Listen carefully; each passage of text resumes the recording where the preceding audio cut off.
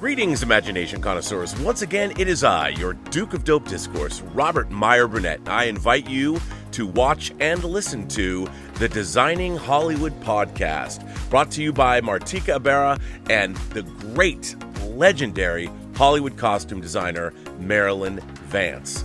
I am afforded the wonderful opportunity of co-hosting the show.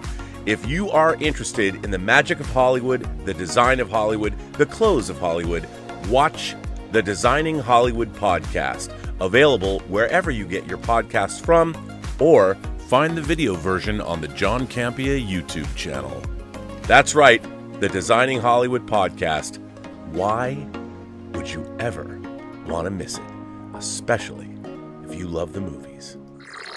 Observations with Robert Meyer Burnett. I've heard it said before, like, it was a very smart man named Robert Meyer Burnett who said the currency of our current age is authenticity. And it's so true.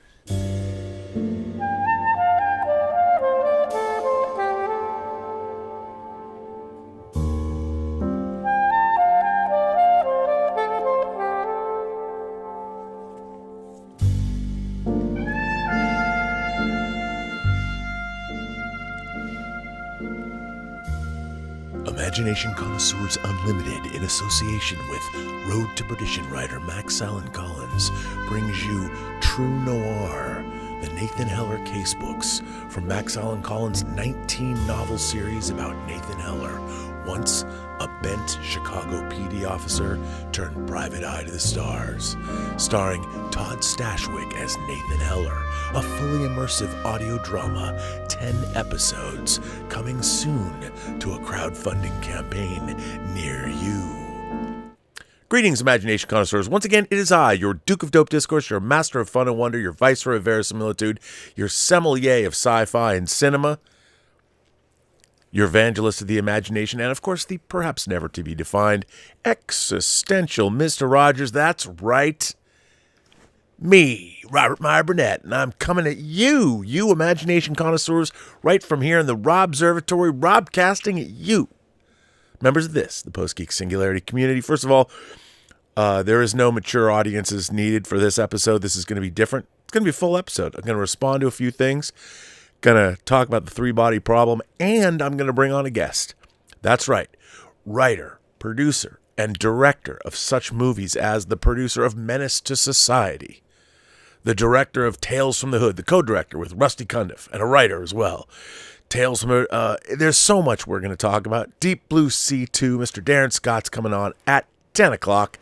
So be here, stay here. We're going to have a good time talking movies and shit. Now, that said, I want to thank all of you.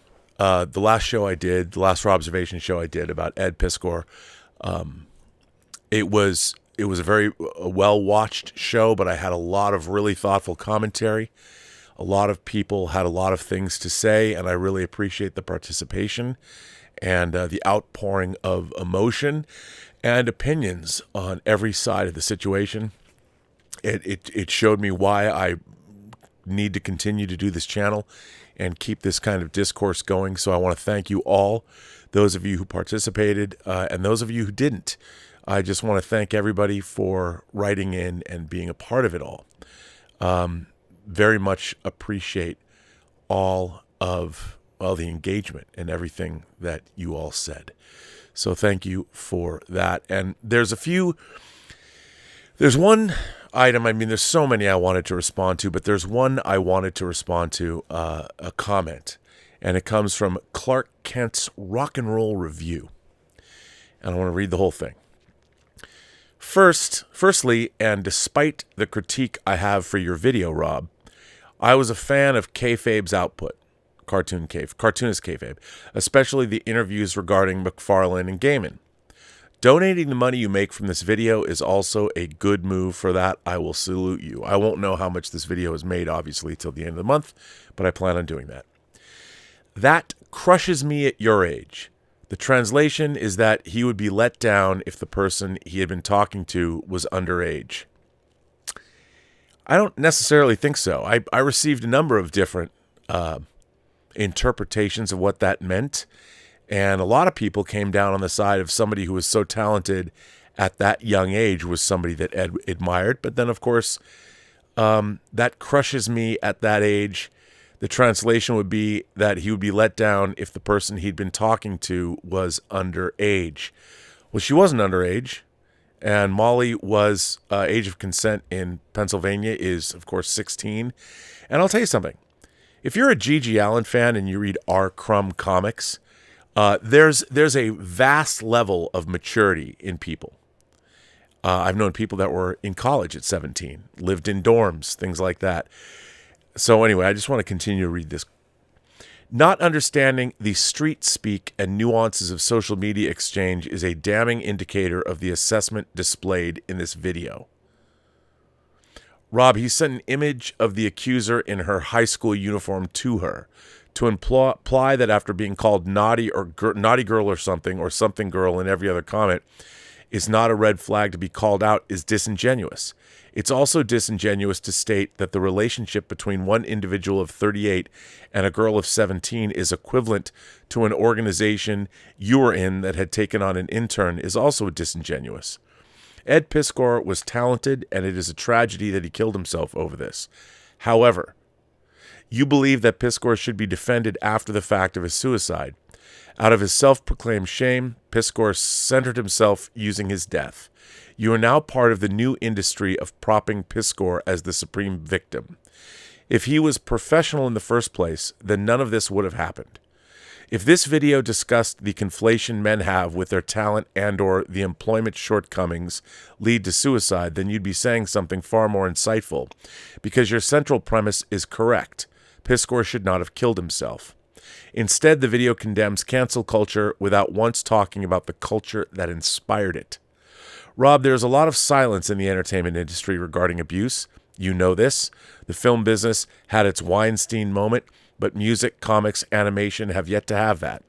Piskor isn't the equivalent to Mr. Weinstein, but from his own confession, it must be obvious to you that there is a culture of silence which gave birth to its own cancel culture. Surely you owe it to your viewers to investigate this? Your talk of handling a person in the industry who wanted to masturbate with you is not an example of how to deal with such an advance. There is every chance that their inappropriate conduct would be visited upon someone else, an individual too scared to react the way you did. Social dynamics are levied in a different way when gender is involved. Your anecdote seems to ignore this. Plus, not every wanton abuser is as reasonable as you frame the person you were happy to go to lunch with.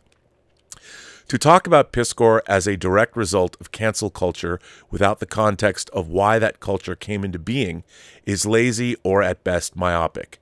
It's like looking at October 7th as though it were an isolated incident without the backstory of the Israeli government, an oppressive state poised on an ethnic cleansing framed as inappropriate defense by its officials. To categorize extreme proponents of the resultant culture fitting the void of true justice as the recipients of blame is without a circumference of a curious mind. Furthermore, to categorize the culture as jackbooted thugs, a hateful mob who are happy Piskor is dead, is a dehumanization after the fact.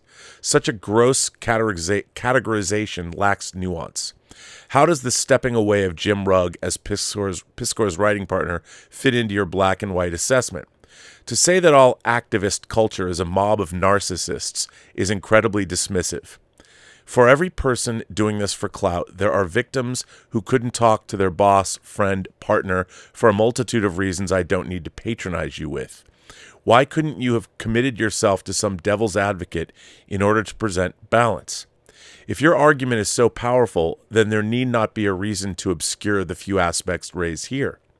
They had a place in your video which qualifies as impassioned, but alas, not comprehensive. Always go to the source, not the reaction. Now, the reason I wanted to respond to this video is this comment does, I think, what so many, bringing up Israel and the response to October 7th, when it comes right down to it, I think the problem that we have in our culture now is not everything is the same. Not every situation is the same. And what's happening is everybody is conflating these kinds of events as being part of like grooming Harvey Weinstein as opposed to Ed Piskor. It's all the same. And people are acting like it's all the same. And it's not. First of all, I don't think that unless you have been in a situation where I've been in the public eye for quite some time.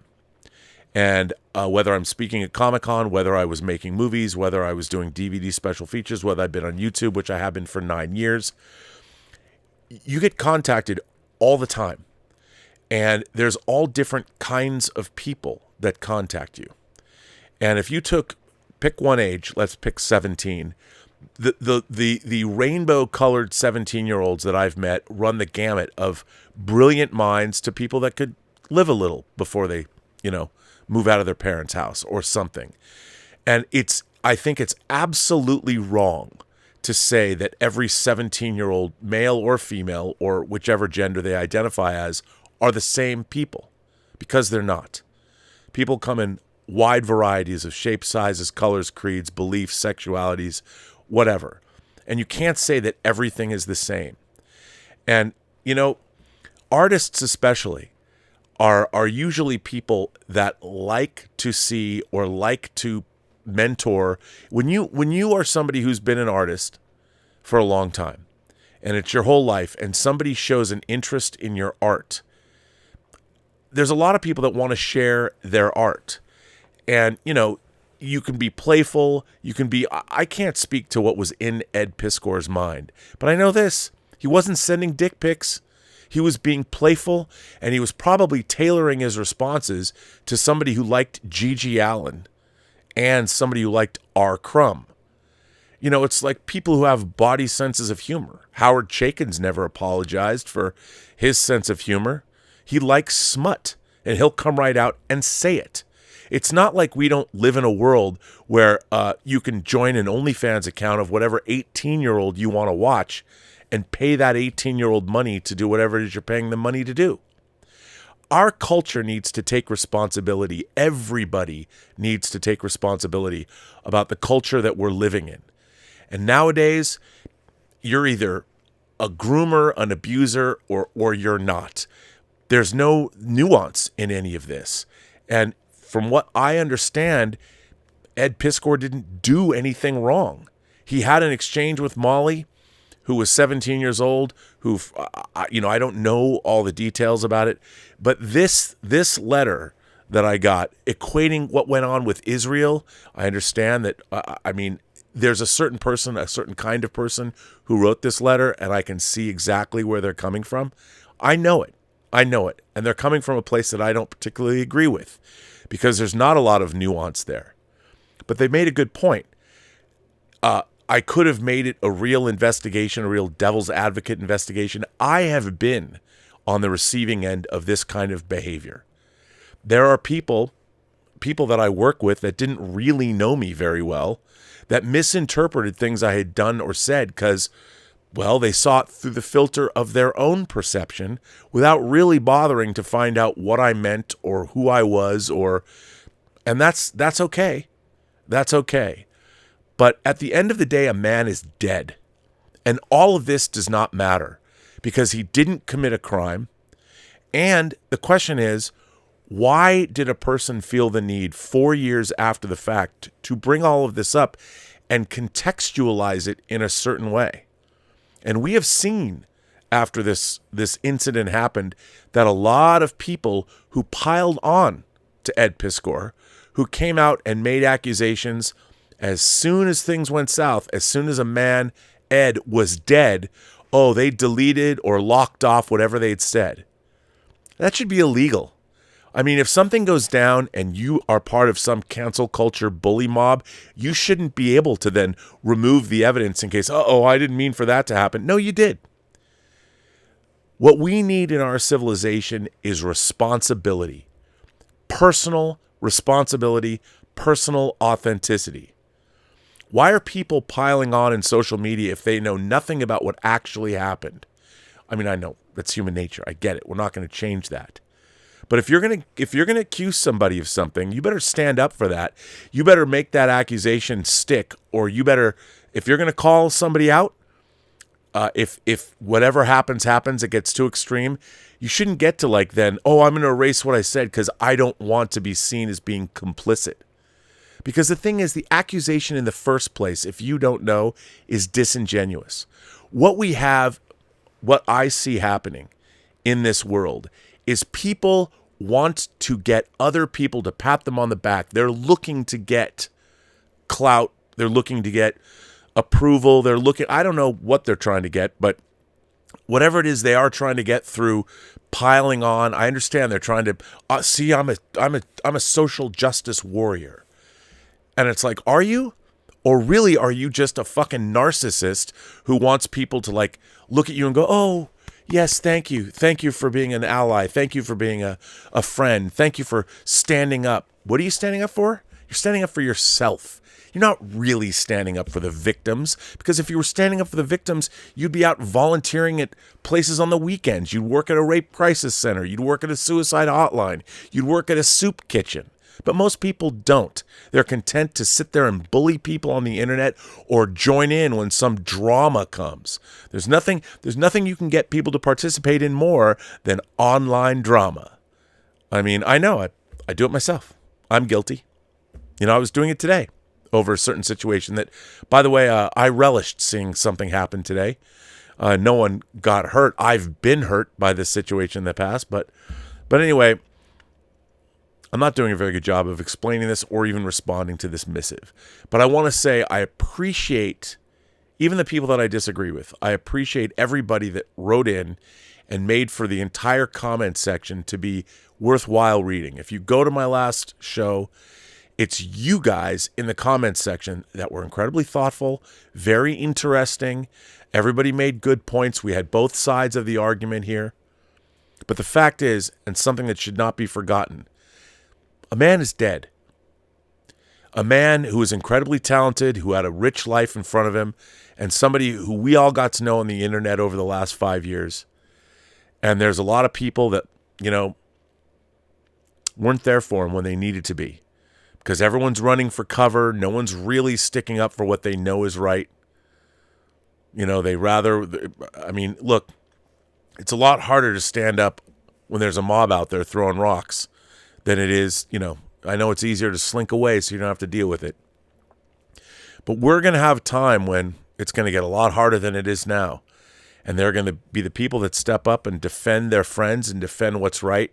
And then there's going to be people that think what's right is, you can tell the I'm sorry a man is dead, but after a man dies or a woman dies or a person dies, there's no but. People are dead. Or a person is dead. There's no but after that.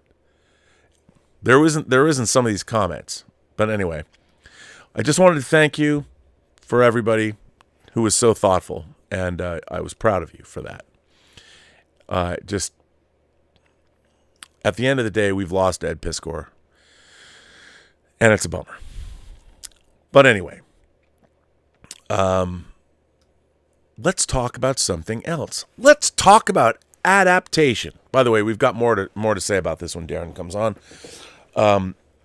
So obviously, one of the great joys of being a fan of being an imagination connoisseur, is seeing things that you love in one medium adapted into another. In my case, I love seeing something adapted into either a great television show, like say Game of Thrones or something, or you see a novel turned into a great movie. And there have been some great adaptations I've seen of things I've loved in my life. The Shawshank Redemption. When different seasons came out in 1982, I loved the story Rita Hayworth and Shawshank Redemption. It was not just called The Shawshank Redemption. It was called Rita Hayworth and Shawshank Redemption. I read that story every year for the holidays just because I loved it so much. I could read it in one sitting. It was about 100 pages. And seeing that adaptation was a perfect adaptation. Another Stephen King adaptation, David Cronenberg's The Dead Zone, eliminated 100 pages of the novel when Johnny Smith was in a coma because, they're all basically side stories. I think Cronenberg's adaptation of Dead Zone is quite good. It's not the whole book, but it's a great distillation of the John Smith story, and it really captures the essence of that novel. Cronenberg went on, and I never thought I'd ever see an adaptation of William Burroughs' Naked Lunch. The idea of the algebra of need. You know, I read that book in college. I'm like, there's no way anyone could ever make this into a movie. Lo and behold, David Cronenberg did. It's quite an adaptation. It's not necessarily a literal adaptation. His adaptation of J.G. Ballard's Crash was a little bit more closer to the book, but still, an adaptation by definition, when you're translating something from one medium to the other, you got to make changes. Peter Jackson, while a lot of people, Lord of the Rings feels like a faithful adaptation, but when you look at it, it's of course missing things like the Scouring of the Shire. You know, the time frame between when Bilbo's party happens and Frodo leaves or Gandalf comes back, it's certainly compressed in the movie, but it had to be. There's no Tom Bombadil. People are still talking about that. But Peter Jackson's adaptation was close in spirit to what Professor Tolkien wrote. And that, I think, made it a good adaptation.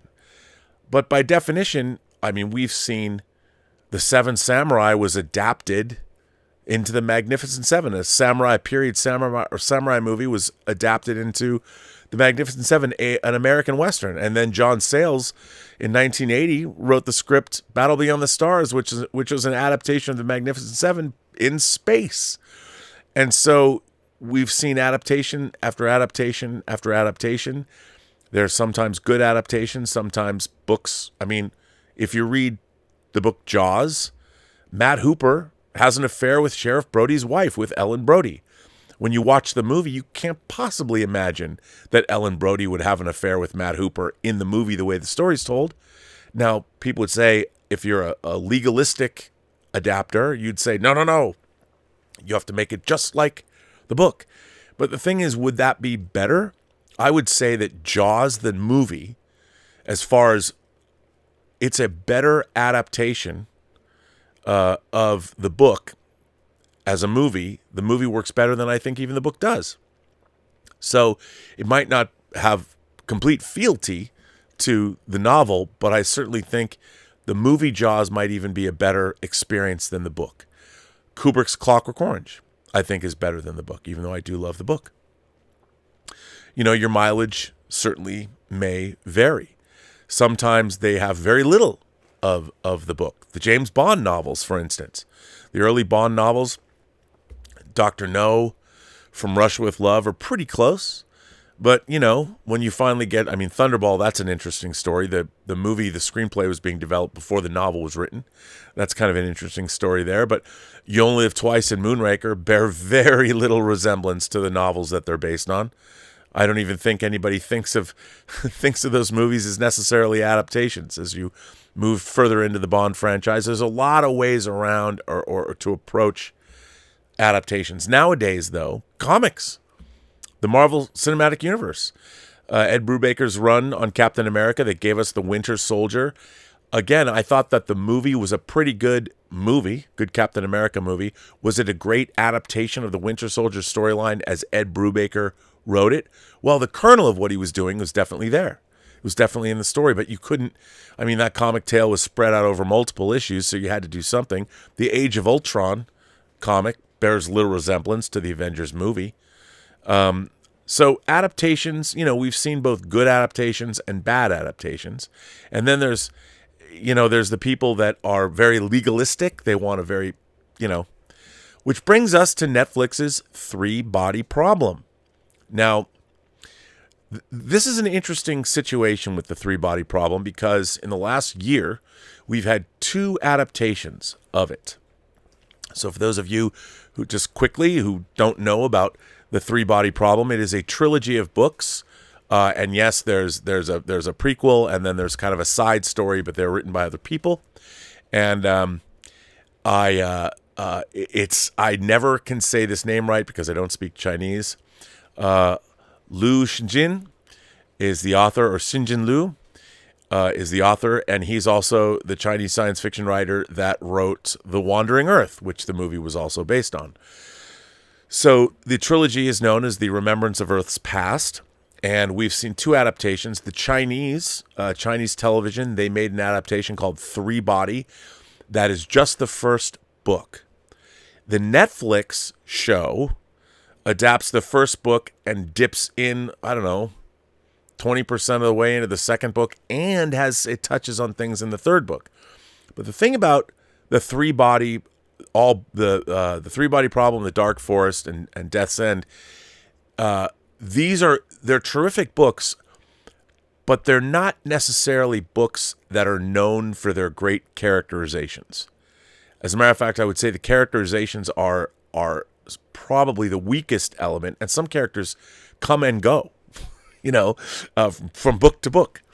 And so in order to make, and I thought if you watch the Chinese version, which has its own joys, it's incredibly drawn out, and some of the storytelling is a little too Eastern for American audiences. But if you stick with it, I think it's rewarding. The American version moves at a much more breakneck pace. But there are 2 articles I wanted to read about the series. For the record, I enjoyed both the Chinese adaptation, but I really did enjoy the Weiss and Benioff adaptation, and Alexander Wong. Weiss and Benioff, of course, adapted Game of Thrones, and when they had books to work with, they did a phenomenal job adapting George R. R. Martin's work. When they went off book, not so much. But in terms of what they did for the Three Body Problem, for the 8 episodes of the Netflix show, I thought they did a pretty good job. I mean, when I say adaptation here, I mean they really adapted the material. They kept the essence and the story, but they had to, by definition, change a lot about the central characters because they had to give us a group of characters that we could follow throughout the show. It would not have worked as a streaming series the way it was written in the novels, I think, for Western audiences. I think they did what they had to do. But anyway, I want to read 2 articles. And the first comes from The Ringer. And that's a website, The Ringer. And it was written by Zach Cram, and it was published on March 20th, 2024. And let's jump into this. Sorry about that. The Three Body Problem is brilliant. The Three Body Problem is brilliant. Three Body Problem is better. Netflix new sci-fi series from the makers of Game of Thrones doesn't just honor Liu Xinzin's remarkable books, it improves on them. My favorite quote about science fiction comes from longtime editor Frederick Pohl, who, by the way, wrote a book called Gateway, which I highly recommend, who paraphrased Isaac Asimov when he wrote, "Somebody once said that a good science fiction story should be able to predict not the automobile, but the traffic jam." In other words, it's not the piece of technology or scientific advance itself that matters in spinning a sci-fi yarn, but rather the advance's ramifications for humanity. Anyone can predict that humanity might one day, say, make first contact with aliens, but under what circumstances? And what might that contact say about our place in the universe? And what would those events mean for successive generations? In the Three Body Problem trilogy, Chinese author Liu Xinjin constructs the most magnificently intricate, wildly ambitious traffic jam ever imagined. After the series' first book was translated into English in 2014, Liu became the first Asian winner of the annual Hugo Award for Best Science Fiction or Fantasy Novel. His work received praise from the likes of Barack Obama and George R. R. Martin. It was so influential that it even coined a name for an actual scientific theory. Don't Google The Dark Forest, the title of the series' second book, or else you will encounter massive spoilers. And now, former Game of Thrones showrunners David Benioff and D.B. Weiss, along with True Blood's Alexander Wu, have brought that impeccable cosmic traffic jam to Netflix, in what the New York Times called the apotheosis of nerd tech takeover of our storytelling culture. All 8 episodes of the adaptation's first season will be released on Thursday, with the streamer hoping to rival the book series' smash success. Three Body Problem, as the show's title is stylized, is a proper fit for Benioff and Weiss, even though one of their adaptive sagas takes place in a medieval fantasy world and the other is a modern and futuristic sci-fi settings. Three Body Problem is sexless, but in tone, it's sci-fi's answer to Throne's grimdark sensibilities. In his essay anthology A View from the Stars, which reaches shelves next month, Lou writes that this series was his attempt to try and imagine the worst universe possible, and that the second book's title is fitting because my universe is unbelievably dark. His story, exploring this worst universe possible, is the hardest of hard science fiction, with long passages about orbital mechanics, quantum physics, solar radiation, and the speed of light. Both the books and show open with a dual timeline story. In one timeline, set in China during the Cultural Revolution, a traumatized young woman finds a home at a mysterious military base. In the other, modern-day law enforcement officers investigate a string of scientist suicides while other characters are invited to play a state-of-the-art virtual reality game. Such a hard sci-fi story would seem unadaptable, but Martin's A Song of Ice and Fire series was viewed the same way.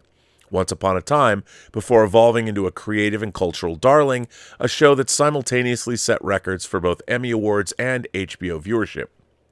Crucially, while Thrones faltered at the finish line as it outran its still incomplete source material, Three Body Problem won't face the same challenge, as the ending to Lou's book series is already written.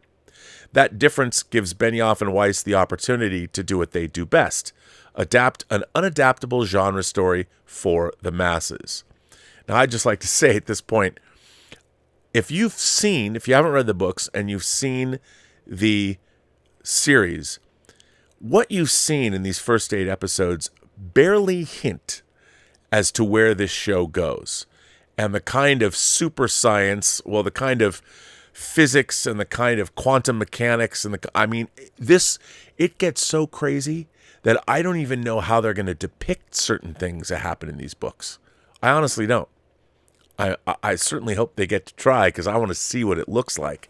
But let me just say that if you read these last two books, The Dark Forest and Death's End, they're rather mind-blowing. And the concepts, you'll put the books down and ponder what you're reading. Be like, oh my God. Which is why they're so popular, I think.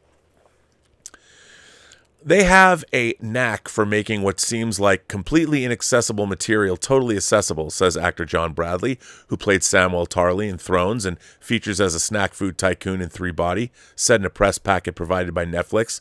I just couldn't see how they were going to do it.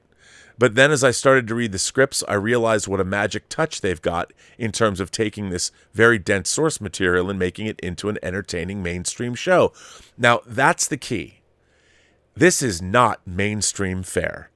The books aren't. So adapting these books, well, there's going to be a lot of changes and a lot of the ideas, because after all, the book is so chock-a-block full of ideas from sentence to sentence. There's no way that you can possibly adapt the great ideas that are in this book, so many great ideas, into a television narrative that the masses could watch. It certainly isn't for everybody. So they had to figure out a way to do it. Bradley's right. I've seen screeners for the entire season, and I was astonished by its quality. Three Body Problem holds mostly true to the spirit of the source text, preserving its strengths while also shoring up its weaknesses. The book series is remarkable. The Netflix show might be an even better version of the story. Oh, I'm fighting words, I know. When I first discovered Lou's trilogy and tore through all 3 books, their plots and themes dominated my waking thoughts and dreams for months afterwards. I have since read everything Lou has ever written that's been translated into English. When I joined an online baseball simulation league, my sci-fi fandom is not my only uber-nerdy interest. I named my team the Trisolaris Droplets. If you know, you know. My wife's gift to me for our first wedding anniversary, traditionally associated with a paper theme, was a gorgeous art book inspired by the series. I offer all these anecdotes to establish my bona fides as a massive fan of the trilogy, so you'll know I'm speaking in good faith when I admit that it's also weighed down by several major flaws.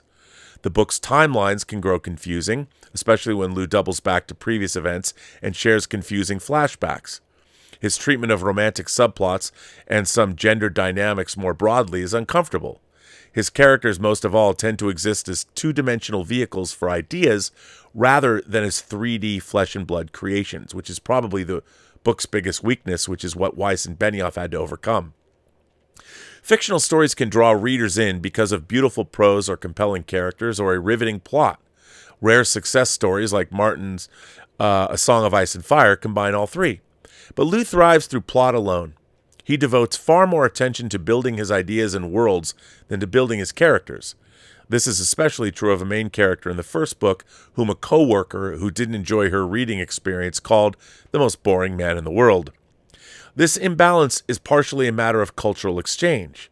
In a New Yorker profile of Liu, Chinese-American writer Jiaying Fan wrote of China's development over the course of Liu's life, the scale and speed of China's economic transformation were conducive to a fictive mode that concerns itself with the fate of whole societies, planets, and galaxies, and in which individuals are presented as cogs in larger systems. Yet, the lack of individually compelling characters is also a choice or a limitation of Liu's. He's a power plant engineer by trade, not a trained writer. As he told Fan for the profile, "I did not begin writing for love of literature, I did so for love of science." That inversion wouldn't work on television, which is, at its heart, a medium driven by character and dialogue. "I started as a playwright, so that's the only way I know how to write. Character first," Wu said via Netflix. For a television series, that's the thing that gives you an emotional attachment to the story and makes you think about it after the credits roll. Part of the creator's adaptive solutions were structural. In Liu's trilogy, the sequel's protagonists don't appear in the first book, and the various main characters don't know each other before the events of the series. So Benioff, Weiss, and Wu decided to pull the later protagonists under different names to the start of the first season of TV. They also connected those characters in a manner that might be less realistic. It is actually likely that the most important characters in a world-spanning story would have been friends before the crisis began, but it makes for a more cohesive viewing experience. Audiences love an ensemble. What you gain by making these changes is a greater level of emotional engagement, which is at the heart of any TV show, Wu said. Now, I would say that this is the place where people are going to object the most. There was quite large wholesale changes, and in the TV series we get the Oxford Five. We get these characters that all knew each other, that are all connected to this larger story. Now, that wasn't the way Liu wrote these books, and I understand why people would say, well, I like the books, better, because it's, pretty vastly different. I mean, even the location that it's predominantly set in the UK is different than the books, which is primarily a Chinese story, which I totally understand. But if you're making this kind of a tale and you're adapting it for the Western audience, you have to make these changes, and you have to make it palatable. You're translating from a hard sci-fi novel into a TV show. And, the medium, as McLuhan said, is the message. So you have to make those distinctions and you have to make those changes in order to make the show work as a show. I think the question is, the tough thing is, do you retain what made those books so appealing in the first place, which is the incredible concepts that he's throwing at you page after page after page after page. Now, some people don't think that they did a very good job of it. Others think they did. I think, as a longtime science fiction film fan and television series fan, I think it's pretty incredible what they actually accomplished. Is it perfect? No. But it was thought-provoking, and it aimed for the fences. It really did. And to try and even attempt to distill those books, look, they told Cronenberg you couldn't ever turn Naked Lunch or Crash into films, and he did. It's tough, but he did it. In the case of Three Body, that ensemble consists of 5 characters whose friendship dates back to their days as physics students at Oxford. The members of the quintet have since branched out into different scientific subfields. Jin is a theoretical physicist, Saul works in a lab, Augie applies her education to jobs constructing nanomaterials, Jack owns a popular snack food company, and Will is a school teacher. These characters offer not only more emotional engagement than the book counterparts, but also a greater variety in tone. Jack, for instance, adds welcome humor and sarcasm to an otherwise overly serious show. Benedict Wong, Da Shi, an intelligence officer, applies his fair share of levity too. Altering character presentation is a common tactic for hard sci-fi shows that move from page to screen. The Foundation adaptation on Apple TV took a similar approach to its ostensibly unfilmable source material, another dense sci-fi story that emphasizes world building over character building. As Asimov's story skips across time, most characters appear for no more than a few chapters. Incidentally, Liu directly references Foundation in the second book in his series. The Foundation adaptation introduces cloning and cryogenic procedures to extend its characters' lifespans and keep its high-profile actors on screen. I think the secret sauce for adapting Foundation was really rooting it in emotion, showrunner David S. Goyer said in 2021, really rooting it in character.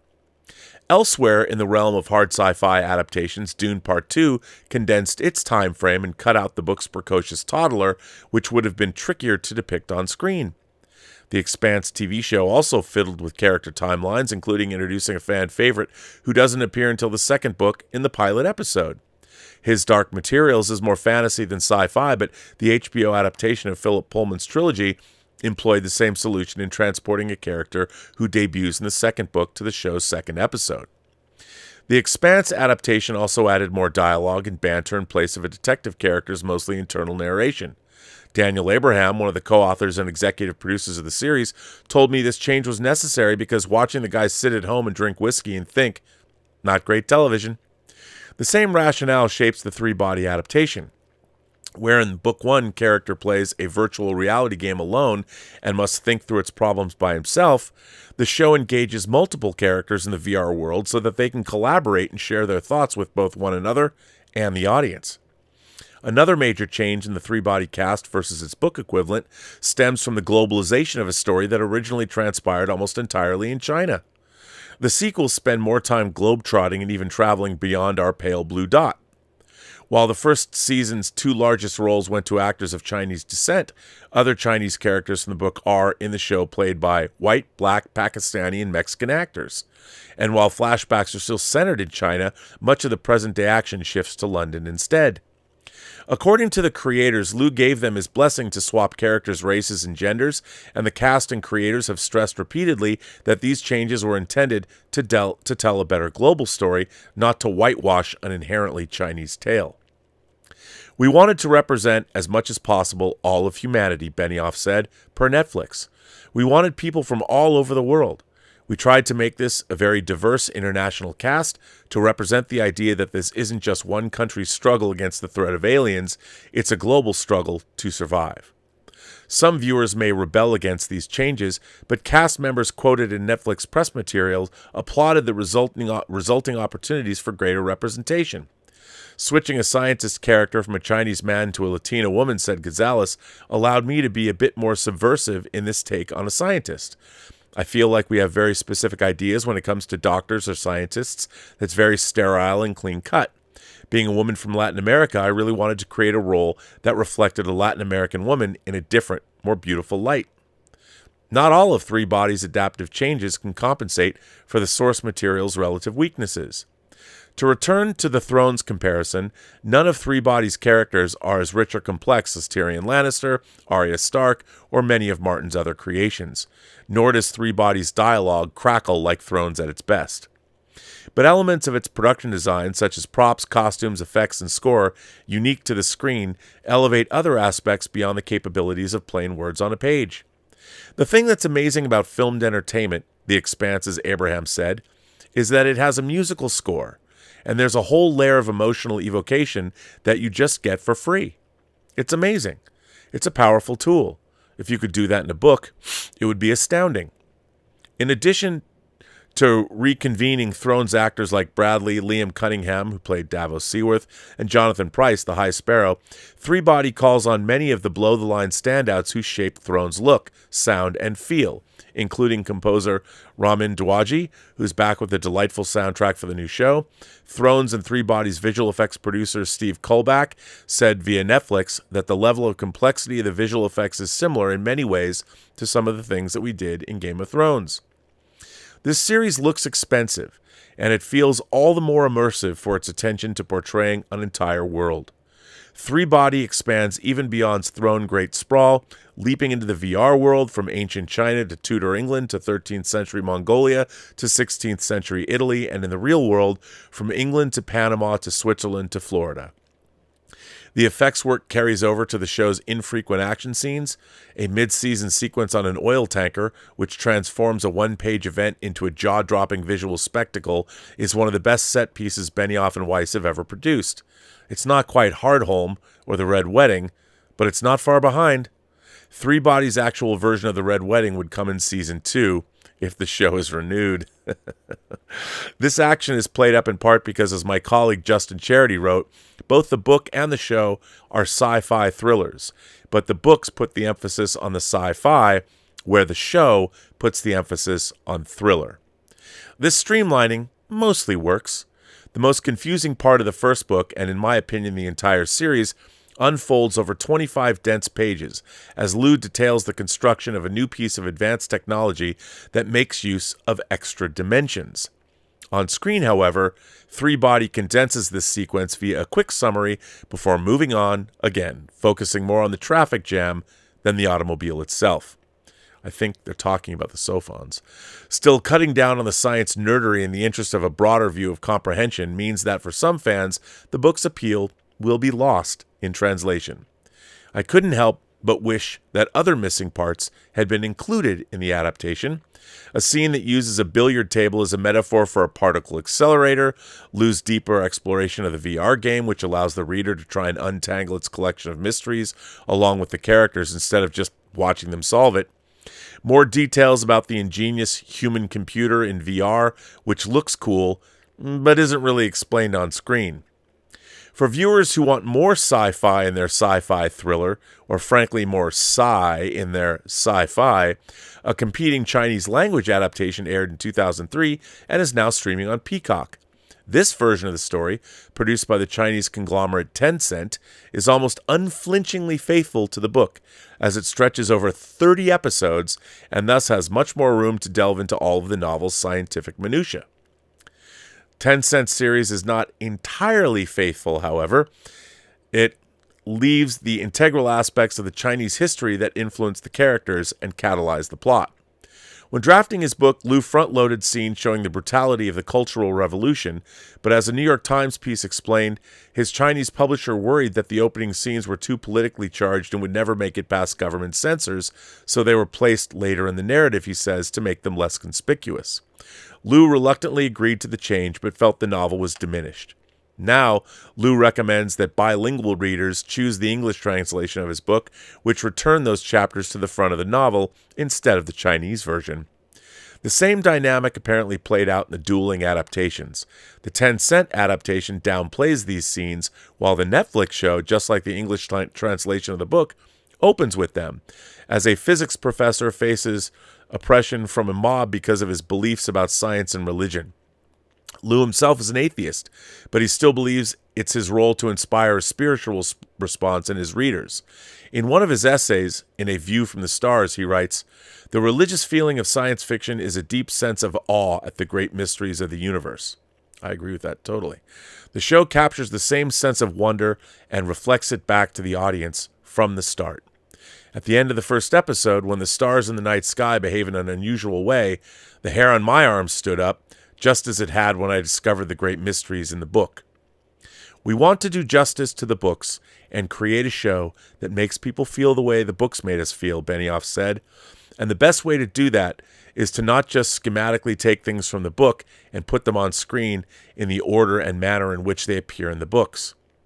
Those more holistic changes alter character and story structure, but not lose propulsive plot, or most of all, the way his books made so many readers feel. With the aid of TV-friendly tweaks and Netflix's massive reach, the Three Body adaptation has the opportunity to fill even more audience members with that deep sense of awe. A lot of people who said, I don't like fantasy, became big fans of Game of Thrones, Benioff added. And our hope is that we'll get a lot of people who normally aren't into science fiction to love the three-body problem. I definitely tend to agree. Now, a lot of people, again, there's things they don't like about the adaptation. And do I think the adaptation is perfect? I don't. But what I do appreciate is that we're getting, look, I'm sure it's not lost on anyone that Star Trek Discovery, episode 1 of season 5, debuted this week. And maybe you expected me to rant about it. I'm not going to, because it's not worth my time.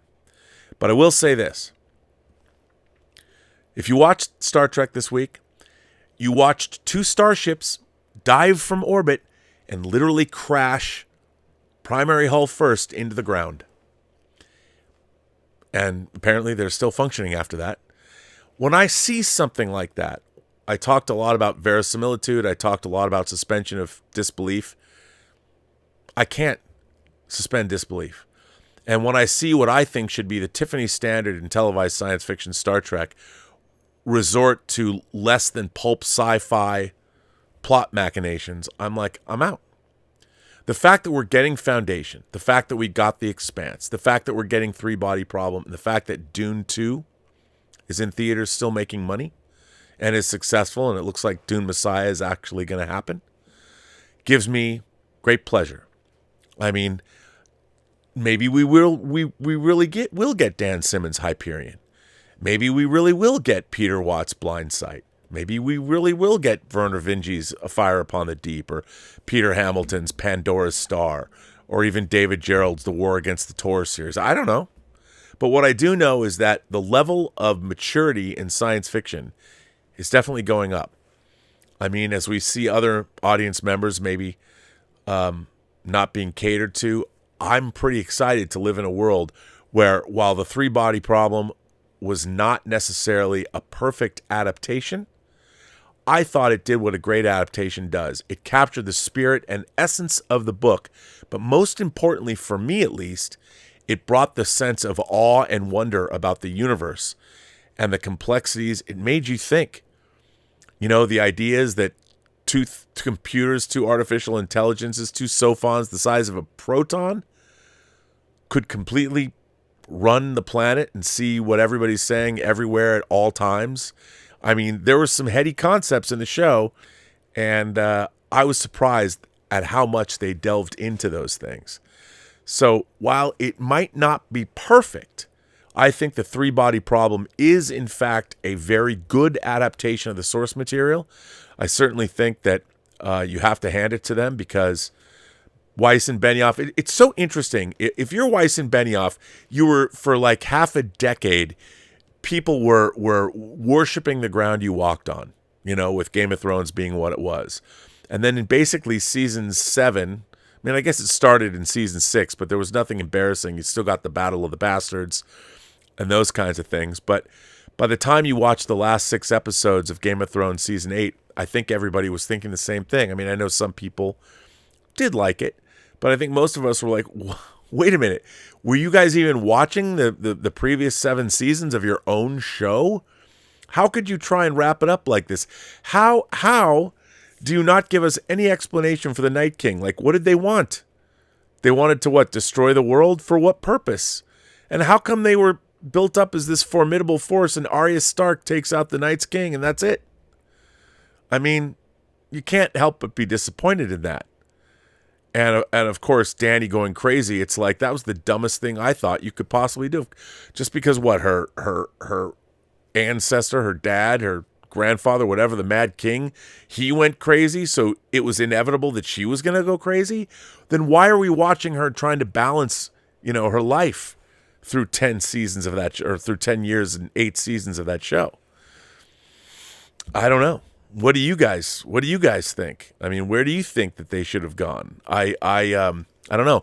And most importantly, what do you guys think of the Three-Body Problem? Those of you who have watched it, I'm curious now that I know how thoughtful and interesting you guys can actually be. You've always been thoughtful and interesting in the comment section, and certainly chatting here in the live streams. But I'd be curious, what do you think?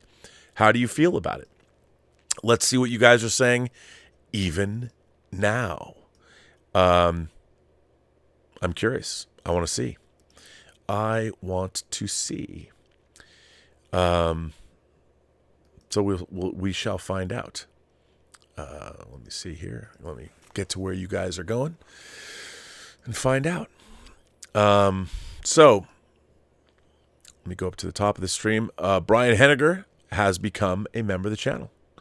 We are not, by the way, having a member call tomorrow. I'm actually going to San Diego with Gabe Bologna, the director of Tango Shalom, and we are going to an event that Ed Zwick is speaking at, and we're going to dinner with them as well. So, a fan with no name. Oh, I love the fan with no name. Says, I wonder if Shizen Liu knew where he was going from book to book.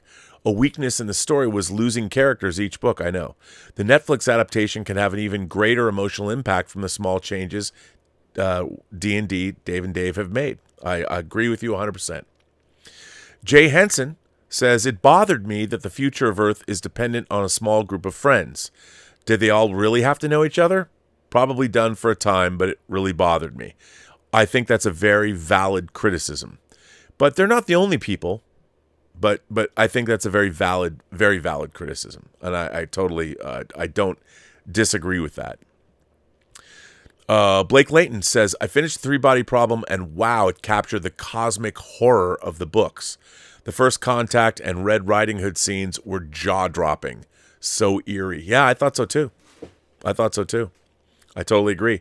T. Kane says, greetings and salutations, Rob. I just rewatched Star Trek, The Undiscovered Country. Will we get Star Trek movies like this again? No. Kirk's speech about his Klingon hate was chilling. I agree, but Darren Doctorman, my esteemed colleague on the Inglorious Trexperts, doesn't like it for that reason, because it made our characters racists, and that is kind of a bummer. Joe Panora says, I've checked out on Discovery. Crashing ships to stop a landslide and the bootleg Data. I'm out. No more Star Trek Discovery for me. Yeah, I don't blame you. I really don't blame you. Not good. And it's really sad, because when you're watching that first episode of Star Trek Discovery of season 5, I'm like, what is this? How is this Star Trek? Where's the funny thing about it is the three-body problem would have been, I know they kind of tried to do this in Discovery, but you could have taken the three-body problem and adapted those books and made it seasons of Star Trek. You could have taken the whole thing and made it seasons of Star Trek if you wanted to. That would have been fascinating. And, you would have had to, of course, changed things, but it still could have been a really, really interesting way to go. But yeah, I can't help but everyone, like I've said, they want to make Star Trek into Buffy the Vampire Slayer and Angel. And not that, who doesn't like those shows? Everyone likes those shows, but it's like, the relationship drama, that's all they can write. And it gets frustrating. It's frustrating to see that happen. And it's very distressing, but I don't have to watch it. Darth Plato says, happy birthday, Rob.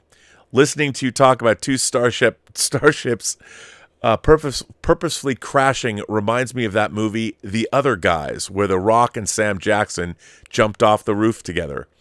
Aim for the bushes. It just gets you dead. I know. And it's incredibly frustrating to watch. It makes me angry. A tip from a PGS fan. Happy birthday, Rob. Anonymous Windu Bendu. It says, happy birthday, Rob. You guys are incorrigible. You'll never stop, and I'm there for you. Dieter Bastian, why are you watching this show? Dieter Bastian says, hey, Rob, I love the Netflix series, but no ties to the source material. Oh, you don't have. Yeah, okay, so you haven't read the book. Saw Godzilla X Kong today. Totally forgettable, unlike the precursor. Did you have time to give Hope and Glory a look-see? See you on Sunday. Actually, you might not. We have to talk about that. Greets from Dietz. Dieter brought up something interesting, and I'm going to go into this more. But I watched a 45-minute, very impressive Mad Max fan film called Hope and Glory. And I can't put out the link, unfortunately, because I don't think I can. It was sort of given to us in confidence, but the creators are going to release it, and I have to say, it is pretty damn impressive. I was like, wow. I mean, they definitely were swinging for the fences on that one. I mean, it was pretty amazing. Darren Scott, by the way, is going to arrive at 10:15, and which he just told me. But yeah, so there is a fan film coming out, and it's pretty damn impressive. Well, you know what? I'm going to jump into another article that I pulled about Three Body and see how far I can get into it. This I found, again, on Medium, and it was published. It was written by Victoria Z, and let's delve into what she had to say about Three Body. Netflix's Three Body Problem delivers an invigorating viewing experience. It's faithful to the book in essence, but deviated from its outward appearance. Netflix just released the first season of its much-anticipated adaptation of the popular sci-fi novel The Three Body Problem to mixed reviews. For those unfamiliar with the Hugo Award-winning trilogy, it chronicles the saga of humans trying to ward off an alien invasion. The aliens live in a solar system with 3 sun-like stars orbiting one another, and their instability of which renders their planet uninhabitable and compels them to seek a new home, hence the title of the book.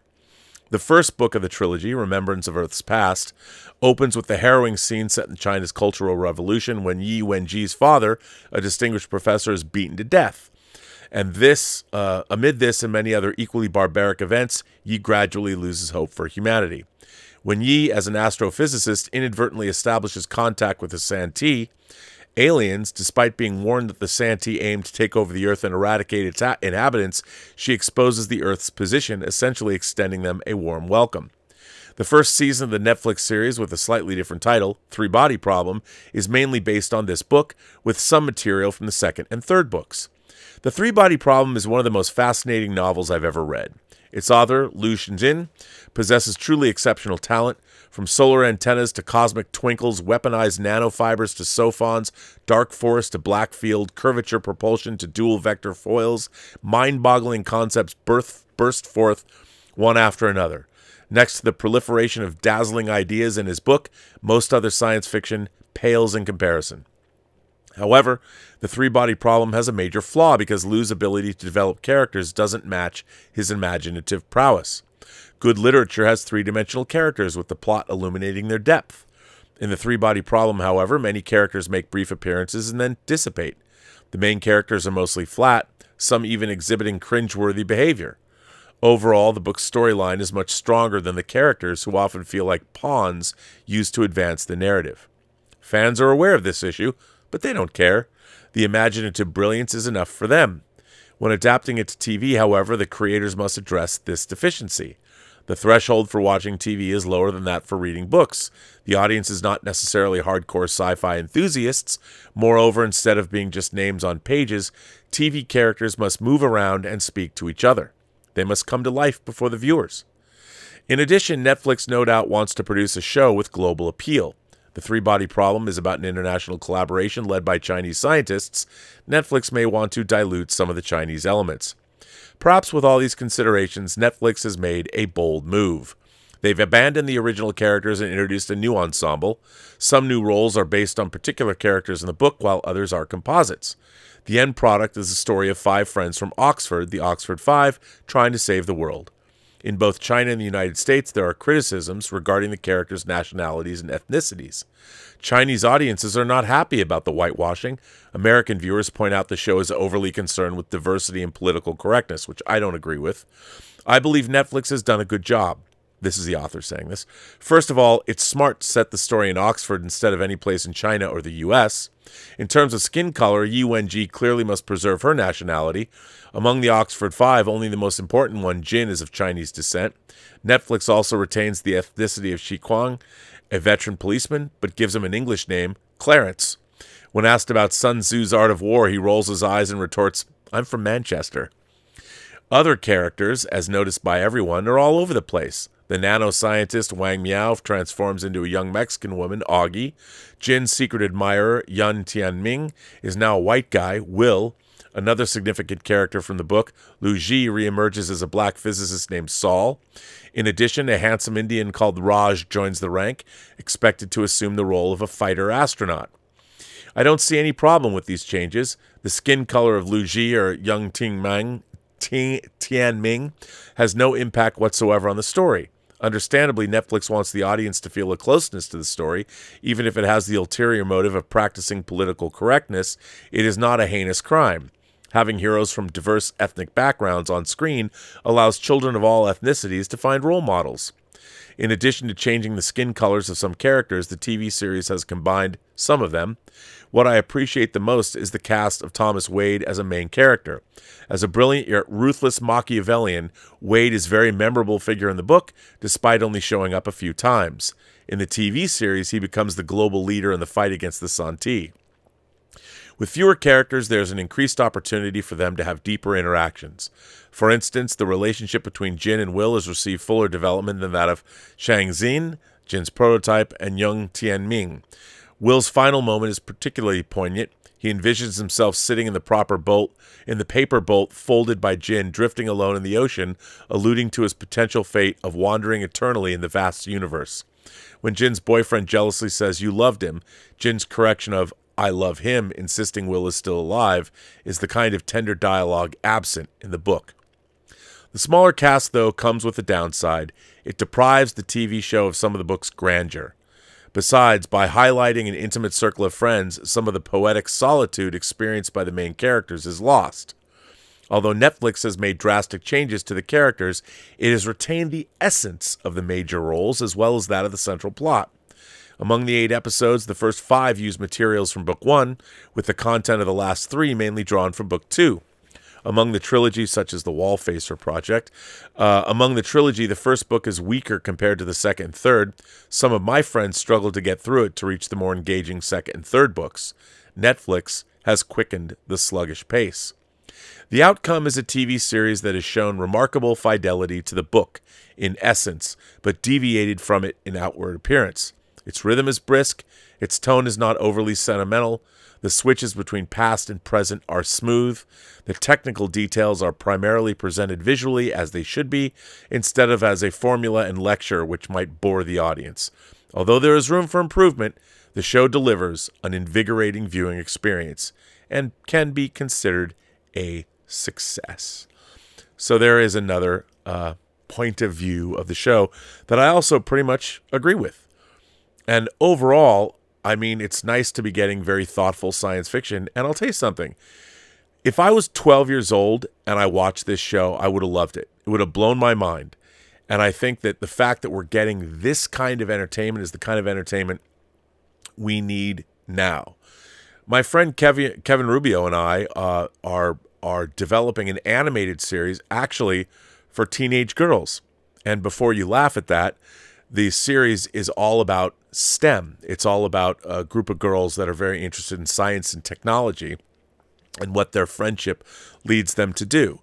And it's an animated series, and I'm actually really proud of it. I won't, aside from getting the pilot off the ground, and I'll be a producer on the show, I won't be writing it. We'll have a crack team of female writers writing it. But, you know, we have a multi-ethnic cast that it's a show that is designed to celebrate science and using technology and scientific method to solve problems. And when it was brought to me, I was really excited about it. I'm like, this is not necessarily in my wheelhouse, but I was very happy to be involved with something that is shooting for the fences.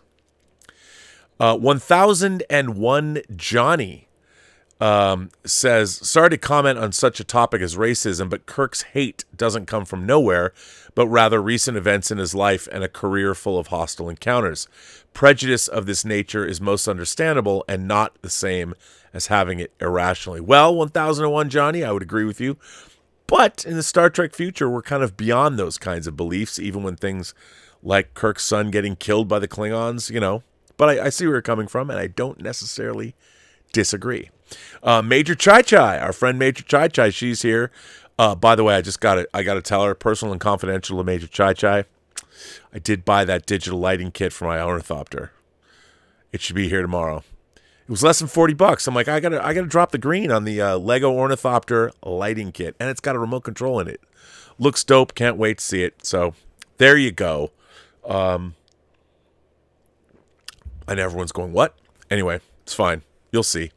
1001 Johnny says, perhaps Kirk is written this way in the final cast's outing to suggest that in Kirk's time, humanity still needed to learn lifelong discipline. So by the time of the next generation, the worst enemy is literally robots and aliens that seek political power. That's interesting. And of course, there's a Klingon on the bridge. Well, ladies and gentlemen, boys and girls, gentle beings, kind souls, however you identify across the 28 known galaxies, I have a guest. Although I'm echoing in my guests, now I'm not. I'm going to bring him on. He's been on this channel before. He hasn't been here in a while, but I'm going to bring him on. And he's a very interesting person. He's one of my favorite people in the world, to be quite honest. I'm going to put his name down so you know who he is. And there it is. And now I'm going to put him in the show. I'm going to put him in coach. And we're not going to talk football, okay? We're not talking about football. So, don't think we are. You're not going to change my opinion. We were just talking about the three-body problem. And I know you've read the book. And anyway, here he comes. He's going to come on. This is the producer of Menace to Society, the director of Deep Blue Sea 2, and Tales from the Hood, producing and writing and directing Tales from the Hood with his compatriot Rusty Cundiff, and many other things he'll tell you about. Please welcome, put your hands together for Mr. DARIN Scott. DARIN, welcome to the show. Thanks for the intro. It's great to have you here tonight on Robservations. And glad to be on, my friend. Glad to be on. Glad to have you here. You and I were talking, as we do. We were talking the other day. Why don't you tell the folks what we were talking about and why I thought it'd be cool if you came on the show and we had this discussion live with the audience? Well, we were just talking about fandom these days and what passes for fandom, which I don't necessarily think is the same thing. The negative fandom, toxic fandom, whatever you want to call it, how a lot of people who are supposed to be fans and supposed to be catering to fans actually are rooting against the studios, rooting against the movies, rooting against TV series for some pretty, I think, nasty reasons a lot of times. So, well, I have to say, since we talked about coming on yesterday, something happened. It was announced that Julia Garner, who is great in Ozark, she's a terrific actress, is going to be Shalabal, the empress of the planet Zenla that Norin Rad, who later becomes the Silver Surfer, comes from. Right. And she's going to be the new Silver Surfer. Yeah. Which I think is cool. Now, here's the thing. Shalabal, this character, was introduced in Silver Surfer #1 back in 1968. Sure. And she's Norin Rad's lover. She was the Empress of Zenla, their planet. And I'm a big fan of the dystopian alternate future Marvel comic series, sure. Earth X. And in Earth X, a future version. This is why I found it interesting. Okay. In the Earth X TV series, in the Earth X comic series, Franklin Richards, the son of Reed and Sue, who doesn't yet exist and won't exist, but the future version of he's becomes Galactus. Yeah. And he's the person that imbues Shallabal with he makes her the female Silver Surfer. So it's Franklin Richards, and I was thinking the first thing that struck me, the very first thing I thought about was like, how interesting. And then they showed this poster that came out today, or actually yesterday, of them kind of melding. Yeah, it's not Earth. It's clearly someplace else. And I'm thinking, if this is a Fantastic Four from a different, like if they're from the 60s or whatever, and they go on some John Byrne-esque 80s John Byrne run on Fantastic Four or a Hickman run on Fantastic Four, some great cosmic odyssey, and they wind up in the future, and they meet their yet-to-be-born son as Galactus, as a Celestial, and we go to Zenlaw, and we meet Shallabal, and we meet Nornrad. It could be really, really interesting. But I thought that would be cool. As soon as I mentioned this on Twitter, oh man, I got attacked. It just I've rained seen it all over social media. Yeah, it rained down on me. So it's really interesting to me, the mentality of so many of the fans today. Or are they fans or just haters? The people we're talking about. Well, because I see this announced, right? And I see all of these people upset and attacking it, calling it the MCU. The MCU, another horrible move by the MCU. And I'm thinking, and I'm like, they've made 32, 33 Marvel movies now? Yeah. As part of the Marvel universe. 3 of them have had female leads. That's an MCU? Really? Okay. Well, okay.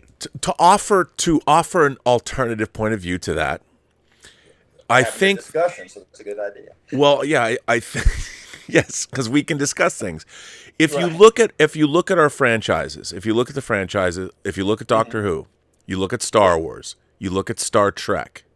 Never watched Doctor Who, but go ahead. Well, they turned the Doctor into a woman. Doctor Who had been a man. How many Doctor Who's have there been? 15 now. 15 doctors. I know one. Doctor Who's one woman. One woman. No, okay. The world is obviously going to collapse. But no. Look, I know, but it's why they do it. Like, I'm all for. I don't think anybody has a problem with female characters. Everyone loves Sarah Connor. Everyone loves Ripley. Everyone loves Buffy. I love Nikita and Luc Besson's La Femme Nikita.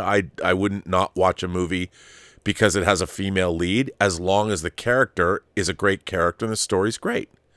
But it's really interesting to watch these, and like the X-Men, the X-Men themselves are traditionally, there's as many women in the team as there are men. It's called the X-Men, but that's because it's human. It's a play on humanity. Right. And I don't think I've never heard anybody say that they weren't reading the X-Men because there's too many chicks in it. No. And people love the characters, whether it's Rogue, whether it's Storm, whether it's Jean Grey, whether it's Jubilee, whether it's Kitty Pryde. I mean, you love those characters. I never heard somebody say anything bad. And like when Shane Black made Kiss Kiss Bang Bang and Val Kilmer's playing a character named Gay Paris, he's playing a gay man. I don't think anyone didn't love his character because he was great, really well written.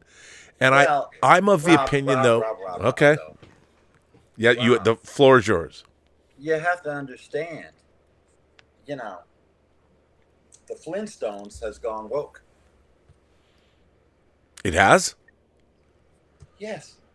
They have a gay old time. Can I not lust over Betty anymore? I don't know. I'm just joking, obviously, but it's the littlest thing sets certain people off. But here's the thing: it didn't used to be that way. You know, I think I think a critical mass of female participation of other groups, a critical mass was hit that upset certain people. I mean, I never heard complaints back in the day when Lando Calrissian showed up. I heard no complaints, but because he truly belonged here with us amongst the clouds. Let's go years later, and somebody pulls off their white helmet, and the world goes crazy. That's never understood it. I think that's a very valid point. But I mean, you know, I think it's interesting. A guy like Billy D. Williams, he was the character that he played when you first meet him. He's just a cool guy, and he's well written, and right. he's smooth, he's funny, he's in control. He runs Bespin, the Cloud City, you know, and he's clearly an old friend of Han Solo's, and he's a character. But you don't know all that in the trailer.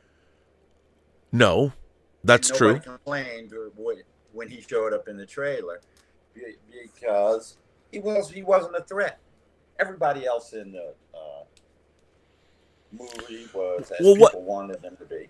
But what do you think's changed? I mean, is it a cultural issue? Is it because, you know, if you read like Jonathan Haidt's work, the professor from New York University, who I'm a big fan of, you know, he goes back and he talks about how our civilization, starting in about 2012, 2013, with the with social media and mostly people getting smartphones, had hit saturation points in 20. Absolutely. So you now have people harping on all this stuff in a way that nobody ever did. Well, they couldn't culturally. Do it before. They couldn't do it before. They could only go to a convention, get drunk and grouse with their friends about these things. Now they have the internet and social media, and you can create an entire channel and a show just about being angry. Being angry about your the thing that you supposedly love, but you don't love it anymore. Right. I see too much of that, and I know that's not the dominant thing, because so I think it's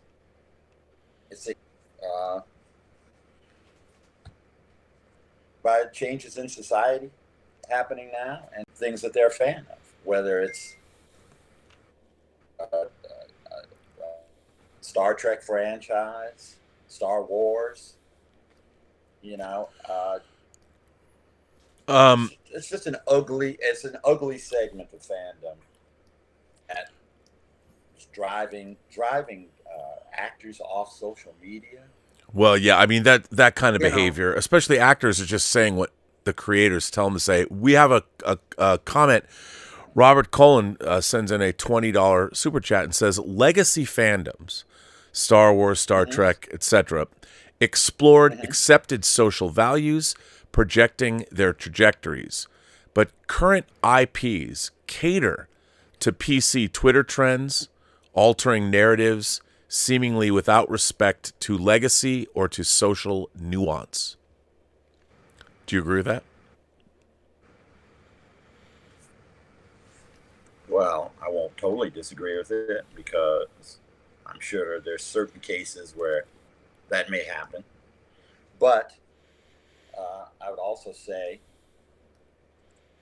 that I've been reading comic books since 1965, which is...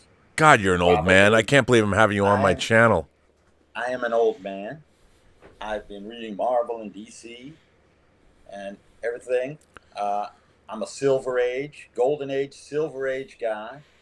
Wow. And I see all of these changes take place, and I judge them based on how well they work. They don't bother me or frustrate me. You know, anybody who has seen a movie that they read the novel of knows things get changed when they get transferred. Yes. And also, I think there's an effort to reach broader audiences. And by the way, global audiences, which we didn't. Hollywood Yes. was not a global. 30 years ago, it was primarily a domestic business. Sure, we sold things overseas, but now when a studio makes a movie, they have to consider a global audience when they're making it. And I think that's something that people aren't necessarily, they don't remember that when they get angry or about things. And you have to remember that the business of Hollywood has changed dramatically in the last 30 years. It has. And the audience has changed. And there's a broader audience. When I first started going to comic book stores in the 70s. Yep. It was all guys in there. Mm-hmm. Same with conventions. When I first started going to comic book conventions, the only women that you saw there were booth girls. Yeah. What we called booth girls. And very few other people. Now, the fandom has expanded. Women are coming to see Marvel and DC movies in large numbers. Yep. All sorts of groups are identifying with characters that they didn't have a chance to identify with before. And so,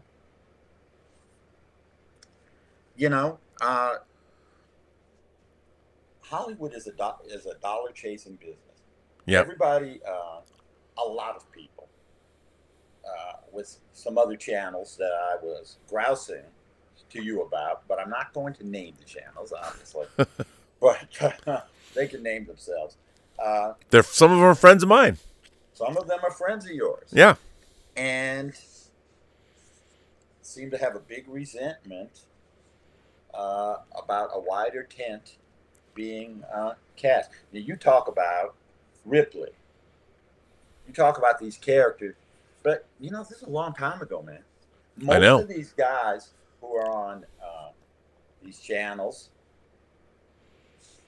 they saw those things on VHS in the 90s when they came. They're not old fans. Right. They act like they're old fans. I'm an old fan. Right. I'm an old fan too.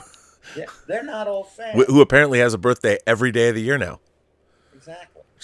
Well, let me but let me ask you something else. Let me point out something that gets kind of lost. At the same time, we now have like Squid Game will come out, which is a very Korean show. And I've been to Korea, not a country known for its wild diversity.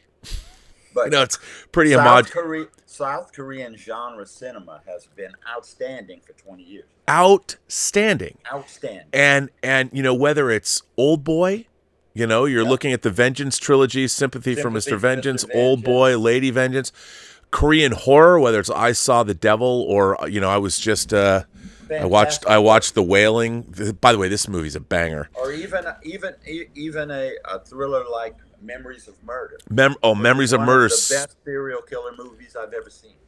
Yeah. So audiences are embracing those films. We're embracing movies from around the world. And I would say the reason is because they're true to themselves. Right. When you're watching Squid Game, the people making Squid Game are not thinking to themselves, well, we have to have a lot of diversity. They're making movies. No.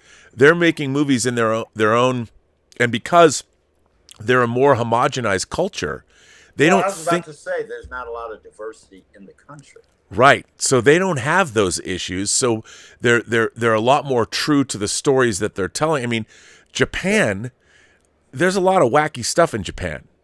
But I'll watch a movie like The World of Kaneko where a guy is finds out his daughter's basically the most evil person at the high school, running a criminal empire, and it's a hardcore. That movie would never get made in the United States, and you look at it and the way they can treat schoolgirls and everything. I mean, I make a comment that sometimes I said to the other day, well, sometimes I say inappropriate things, and people come out and go, well, you should be careful what you say, Rob, because you could get canceled. I'm like, well, not if I lived in Japan, I wouldn't. It's just like, no. I mean, it's a very. Let me ask you this. Actually, Matthew Griffith says, I've only ever heard racists say that Finn deserved better than to be sidelined by Rey. It's a bullshit argument. Now, I would say this, since you brought up the Stormtrooper element. He said, I've only ever heard racists say that Finn deserved better than to be sidelined by Rey, and I think that's a bullshit argument. I don't quite think I know what he means by that, but I want to understand who's they're being racist against. Yeah, I'm not, but I want to say something about that, because when they introduce Finn as a stormtrooper with a conscience, this is a great. We see him witness the massacre of villagers. Yeah.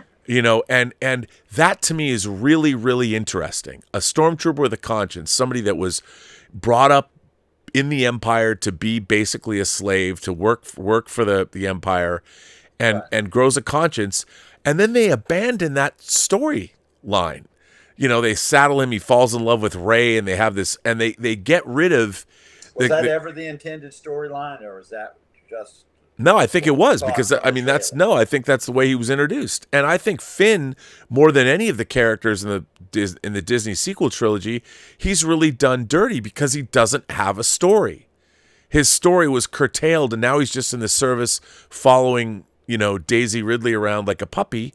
And then they shunt him off with Rose Tico to go to Canto Bight, the casino planet. And I'm like, why is this character here? What is this? This character is introduced with a really interesting dilemma. He's racked with guilt because of what he's done. He makes he rescues Poe Dameron and makes the and then this character could have had a really interesting changeover, kind of like Robert De Niro's character in The Mission. This slaver, this horrible guy that then has a religious conversion, becomes a good guy that is repenting for what his past sins were. That could have been we'd never seen that in Star Wars before, and they abandoned it.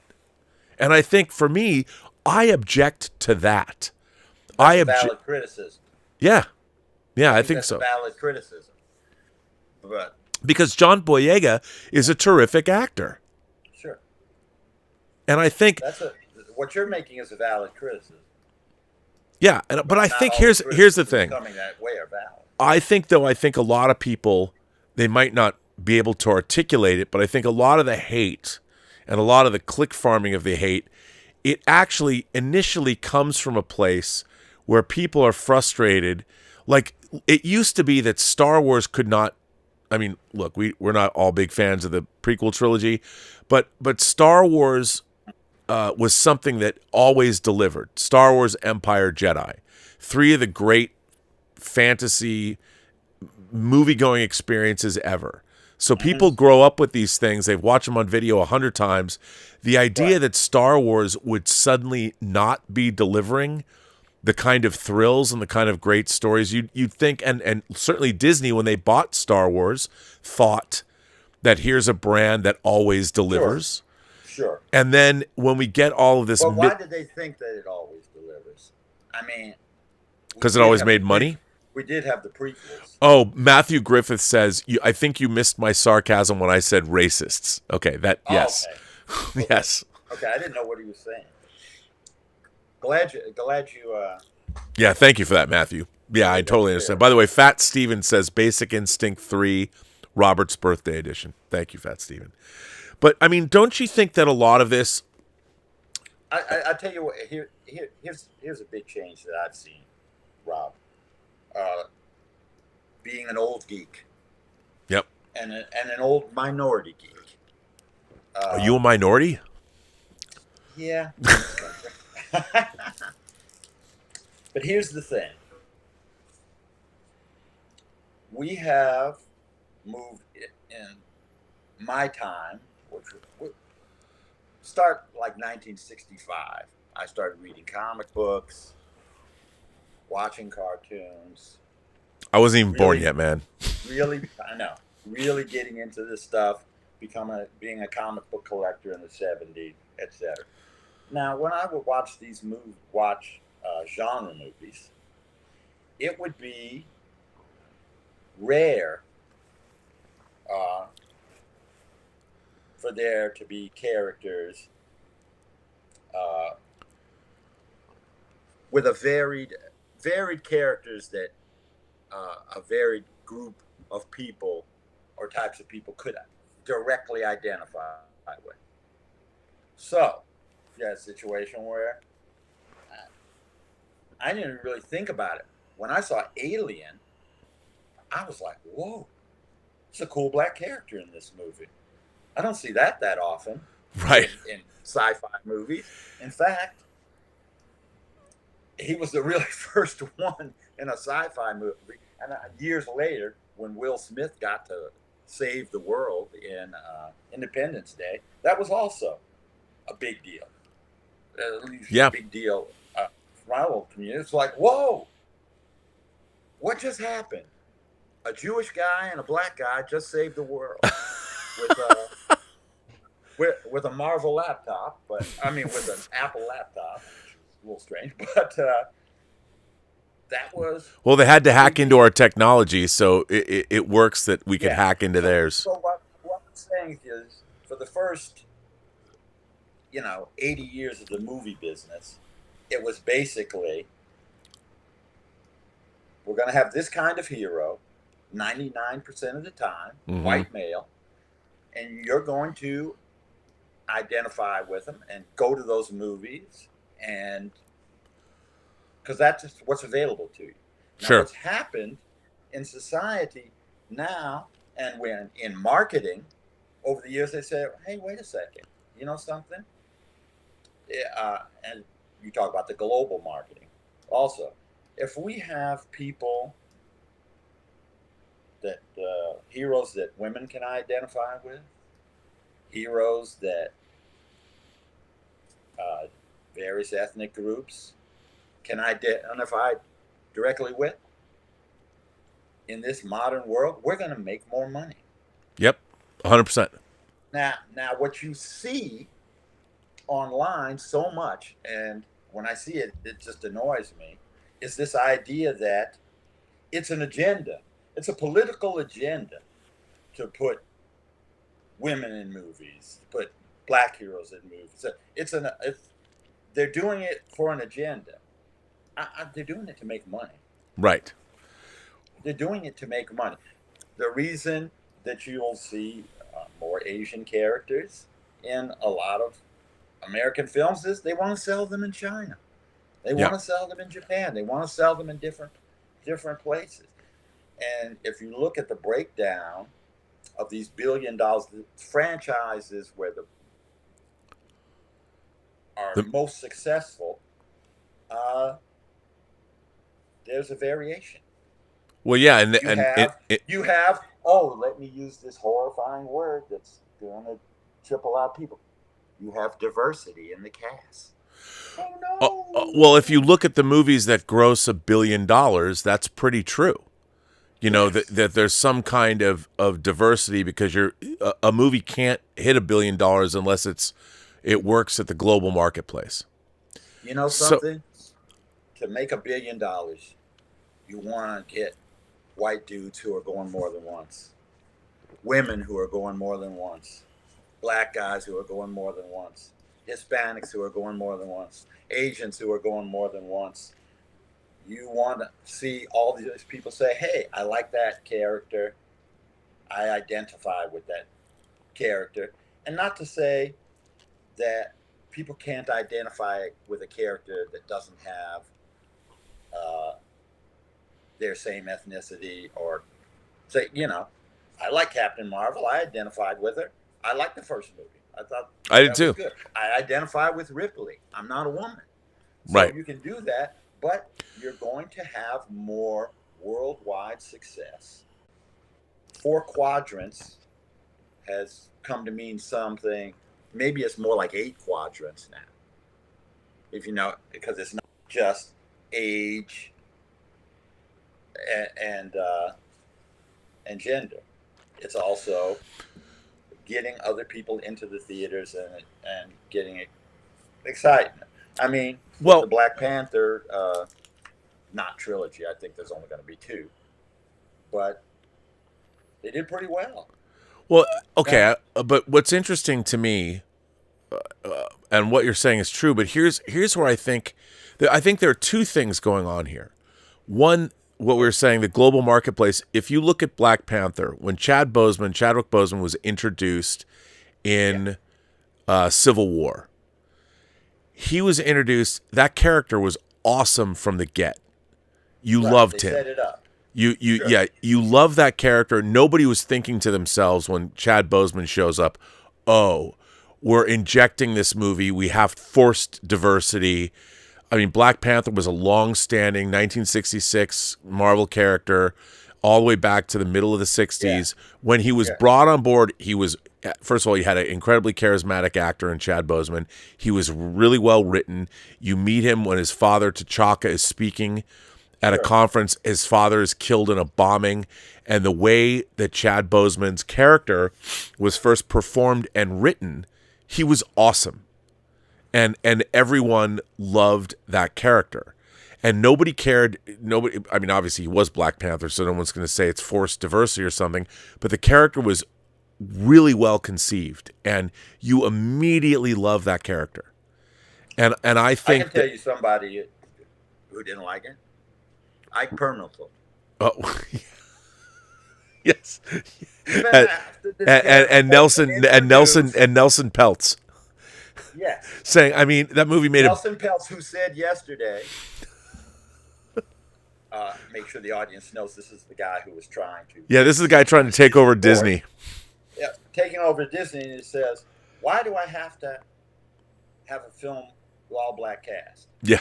And I'm like, well, number one, it made $1 billion at the box office. They made 2 films with mostly black cast. 2. And they averaged over $1 billion. So yeah. That's why he did. He revealed at that moment what I'm talking about, which was 100%. That his deal was not about the money. It wasn't all about the money. It was largely Elon Musk jumps in that morning and says, oh, he said that? I'm boosting that guy. Because they have they're to me, they're the ones with an agenda. Right. Well, no, clearly. They have an agenda. But I mean, that's a different, not financial and not creative. That's different though than fandom. And the thing is, again, fandom but Rob, if you go on these channels that we were talking about yesterday, that I'm so tempted to start naming them, but I won't, because that would be good, I guess. They're all screaming and crying about Disney, about Peltz, those guys losing the battle. And these were after these statements had been made. Oh, yeah. With these statements. Well, I mean, I think, look, I think there's a number of different things going on. I mean, it's.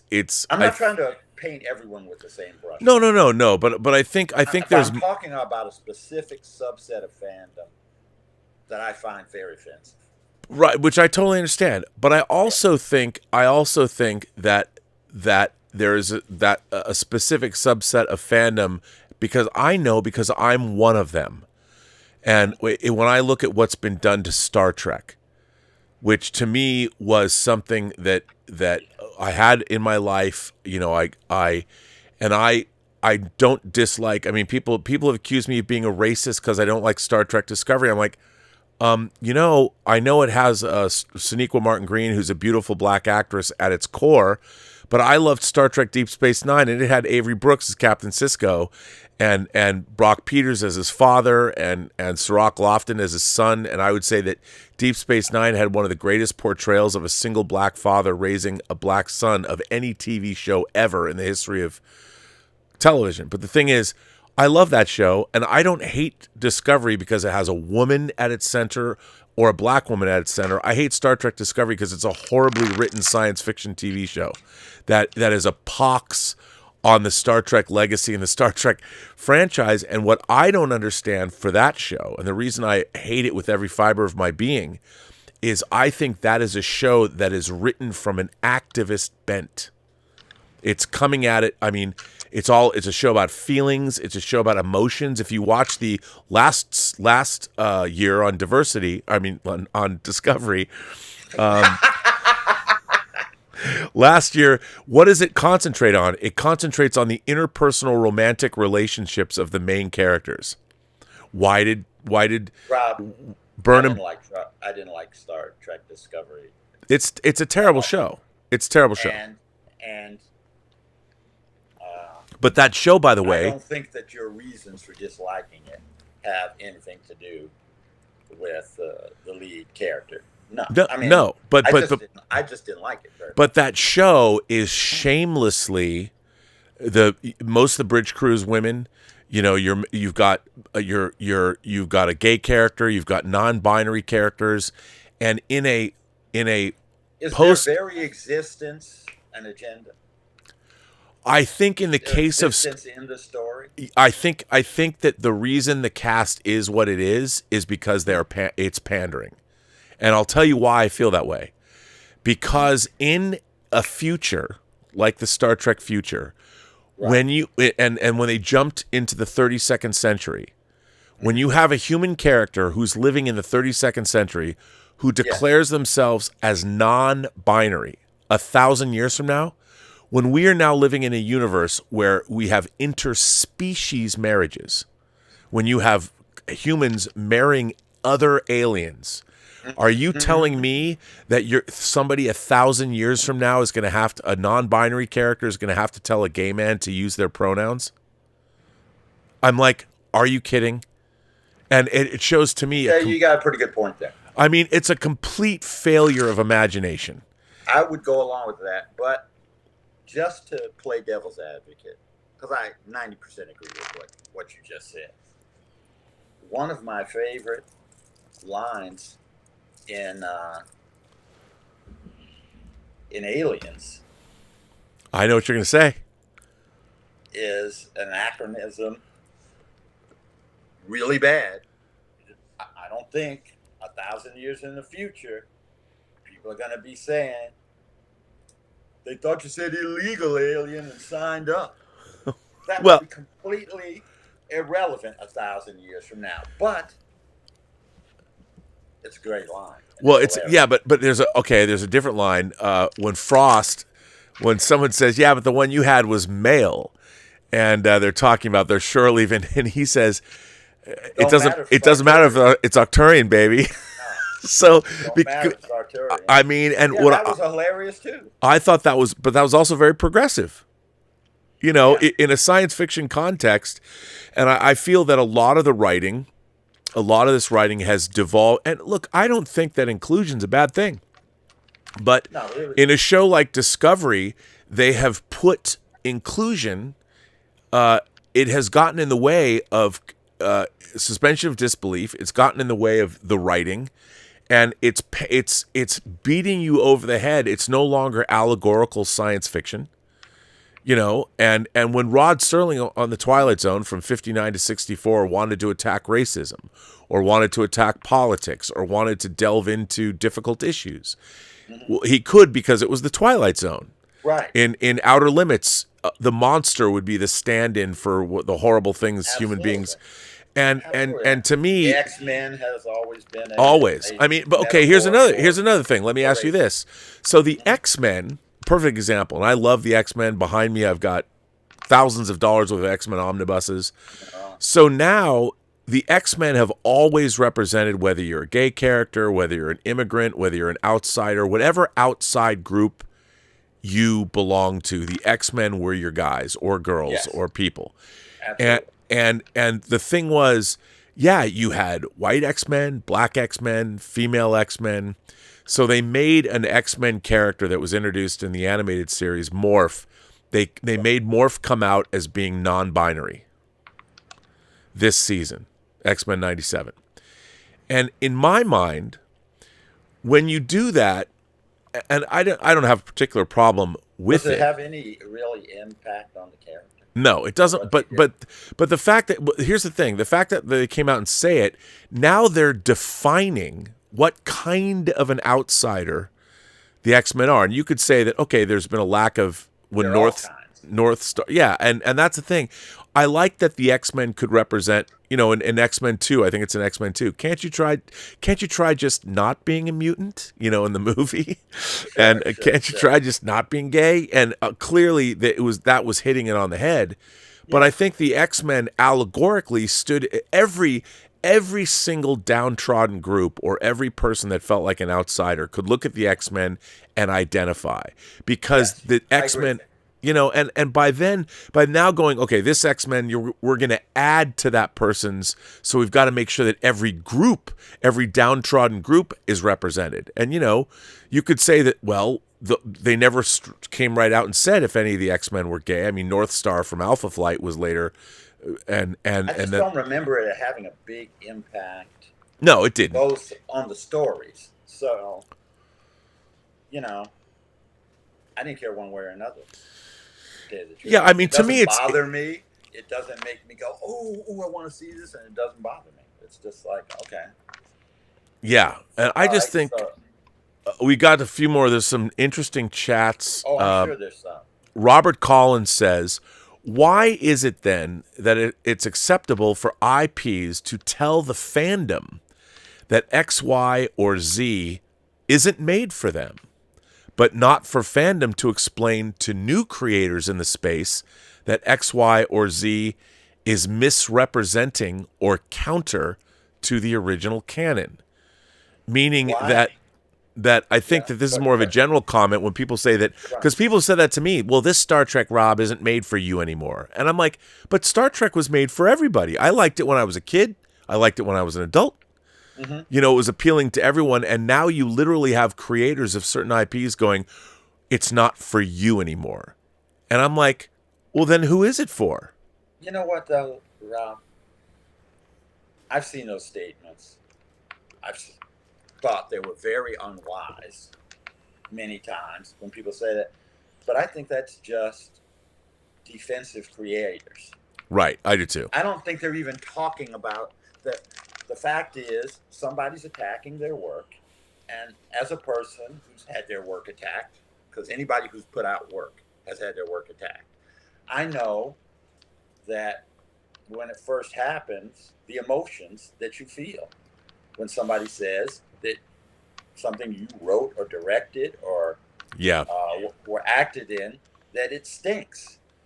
And so I think a lot of people tend to be very defensive, especially in this era of social media, because it used to be, when I first started putting out movies, you'd get attacked in some newspapers.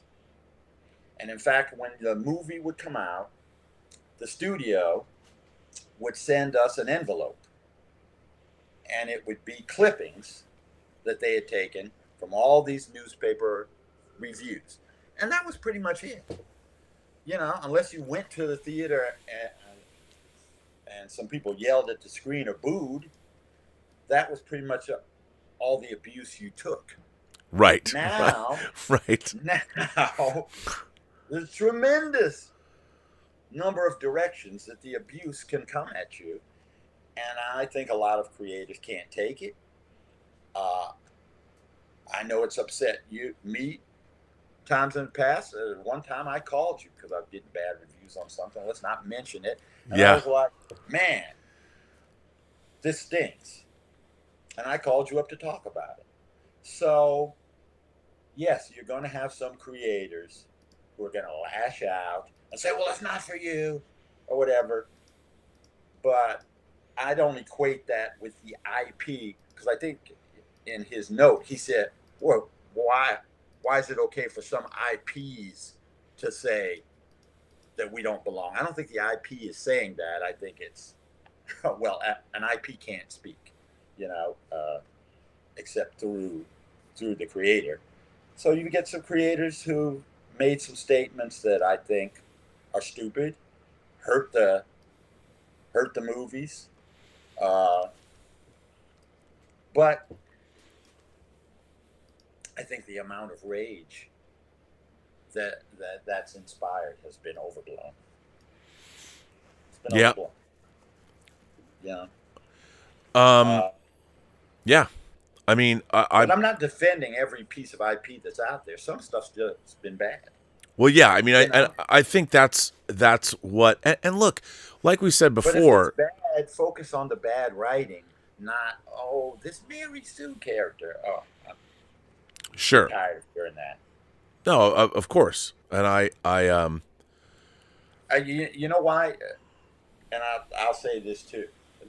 They won't want me on this show again, probably, because of a lot of things I'm saying. But no, this show is all about an exchange of ideas. That's the whole point. I have a real problem with this whole Mary Sue complaint, and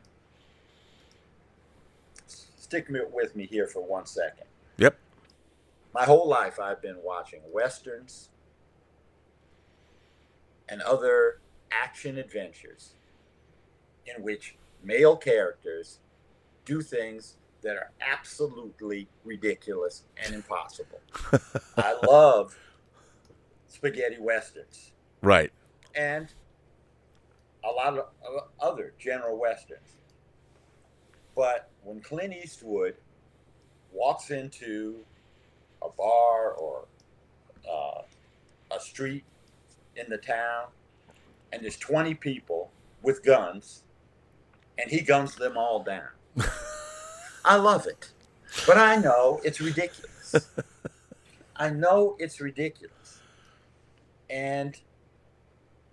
But they're a movie hero. So they can do things that are beyond believable. And we've had that forever. Now, you have some female characters who are coming in and doing things that are unbelievable and ridiculous. Because they're the hero. And everybody's screaming and crying, "Oh, Mary Sue, how could you learn the saber that fast?"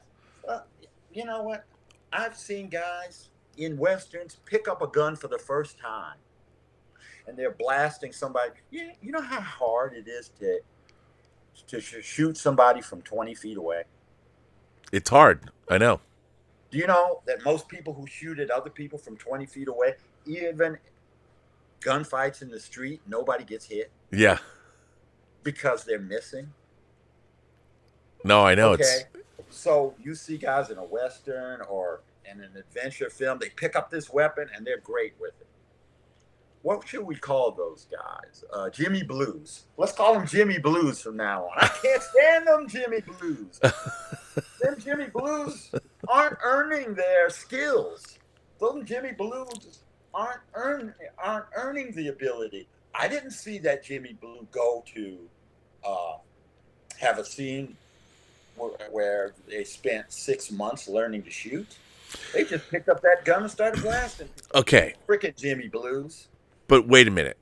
Okay. We watched 3 movies where Luke Skywalker first learns about the Force, starts to dabble in the Force, but doesn't even get to be a full-fledged Jedi till the end of the 3rd movie. So that precedent was set. Yeah, he goes for his real training, though. In the 2nd movie. He just has talent in the 1st movie. Yeah, but movie, how long is he down there training with Yoda? Well, here's that. Now that is I maintain that Luke is on. Here's a funny thing about Empire Strikes Back. Some people think The Empire Strikes Back takes place in just a couple of days. I think The Empire Strikes Back And keep in mind, I've saw it 26 times in the theater, and I probably watched it 150 times since then. I think my favorite movies of all time. Yeah, I think The Empire Strikes Back takes place over months. And I say this because the Millennium Falcon does not have hyperdrive when it escapes. So it has no FTL drive. So how long does it take when it escapes the asteroid that it's hiding in? How long does it take them to get out of there and to fly to Bespin? It's got to take months at sublight speeds. And so that's a point. Yeah, and I think that Luke is on Dagobah for quite some time. He's not there for like a day or two. I think it was a day or two. It always felt like 2 weeks to me. Yeah, I mean it could be 2 weeks, it could be longer. In the world while he's there. Because you cut back to Luke and he's balancing on one hand, and he's got the rocks up, and then he leaves before he really has learned everything. Right, he hasn't learned everything. And yet, he's able to give Darth Vader a hell of a battle and even get a shot in. He's the only one I've ever seen get a shot in on Vader. Well, hang on a second, though. He's undertrained at the time he does it. But remember, that's his son, and he knows it's his son, and he doesn't want to kill him. But he still didn't want to take it. Well, that's why he goes, oh. You hear him go, oh. He didn't expect to take that hit. Yeah. He didn't expect to take it. But, he's already fallen in lava, so how much could that hurt? Right. But no, but I would just say, so this is the problem. When they introduce a new character that's basically the female equivalent of Luke, and they immediately, look, this is never going to, she's never flown a spaceship before. And you can't say that she has because it's not set up. Even Luke is flying. He said, I used to bullseye womp rats in my T-16 back home. You see in the garage so it's established. You don't have to see Luke, because even Kenobi says, I hear you've become a great pilot yourself. Kenobi says all this. It's set up that Luke's a pilot. There's no way, the way Rey is set up, that she's had access to spaceships. And in the movie, in The Force Awakens, she pilots the Millennium Falcon for the very first time like she's the greatest pilot in the galaxy, whipping through the crashed wreckage of a Star Destroyer. When I'm watching this movie, I call bullshit on that. Don't they have autopilot in the future? But not with the kind of the maneuver she's making. I know, but this is why people think Rey was a Mary Sue, and it's not because, look, they could have easily fixed that if that movie opened. Like, she's a scavenger, right? And they wanted, I don't know why J.J. Abrams is obsessed with having a Star Destroyer on the ground. He always wants to put his capital ships on the ground. Yeah. If they had opened The Force Awakens, you're on Jakku, and this, by the way, you're in orbit. And you have the same thing. You have this gigantic wreckage of a Star Destroyer in the orbit of this planet, and you see Rey come up with a small scavenging vessel. So she's still working for Unkar Plutt. She's still working for him, salvaging stuff. But you see her as a crack pilot who's able to maneuver through these debris fields the way Han Solo could fly through the asteroid field. And she does the exact same thing. She's a scavenger. She gets into a Star Destroyer. She gets whatever she needs. No complaints. I think there'd be no complaints, because it would immediately establish. I think there would be fewer complaints. Well, there might be some. There would be a lot of people. But it's all the way that it's handled. Her there. It's all the they're not. I think they don't like her because the way, dude. If she was portrayed as a credible, awesome character from the get-go, I think people would like her. No one ever complained when Scarlett Johansson was introduced as Black Widow in Iron Man 2. She was taking down dudes when she takes down, what's his face? She's an established character in the Marvel Universe. Yep. I think it's all... And she's hot as the core of the sun. Yeah. But she's also... But when she's established, she's really good at her job. She's shown as being a character that's a badass, and you immediately... We're guys, we like sexy heroes. Well, yeah, we like... But I think if they had made Rey, if they'd shown, like, look... Anybody who's a scavenger eking out a meager existence on a difficult world develops skills, and nobody would have would bat an eye if they'd shown skills, and she doesn't even know she has latent force abilities. She doesn't even know she's using them. But if they showed us in the process of her flying around, she doesn't even know she's using. She's a force adept person, and that's what's given her ability to fly the way she can fly and all that. And if they showed that to us in the beginning, gave us a taste like, oh, she's force adept, but she doesn't know she's force adept. And if you just gave us that, and again, that's a writing issue. And I am not I think J.J. Abrams has made 5 of the worst science fiction movies ever made. All of his movies suffer from terrible writing because he thinks that you can fill in the blanks like TV writing, that people will allow this stuff to just get by. And on a movie screen, in a 2-hour movie, it becomes incredibly magnified, these writing problems. I mean, I don't even know, why is R2-D2? Why does he have a tarp over him the whole movie until the very end? You know, when they pull the tarp. I mean, here's the hero of 6 previous films, and it's because they wanted to introduce our BB-8, you know, some cute little droid that basically does nothing. You know, there's I think that the response to all of this, it really does stem out of shitty storytelling that has undermined the credibility of these franchises that people loved, and they're wandering around going, why are these franchises so bad? And the reason that they're calling them out, they're calling them out for the wrong reasons. You know, that's what I'm saying. You're calling out the writing. Now, what I see a lot of is it's not a nuanced analysis like you're giving. It's more of a gut dislike, a gut because I don't think a lot of the people who I see making these complaints have the knowledge of the franchise that you do. So you have a nuanced response. And I have seen that. I'm not saying that it's a completely invalid criticism. But what I am saying is I don't think it's something so bad that it should ruin the entire film for you. There's other problems with the new Star Wars films, obviously. But if that's the thing that's bothering you the most and that you're screaming the loudest about, I think you might have other issues.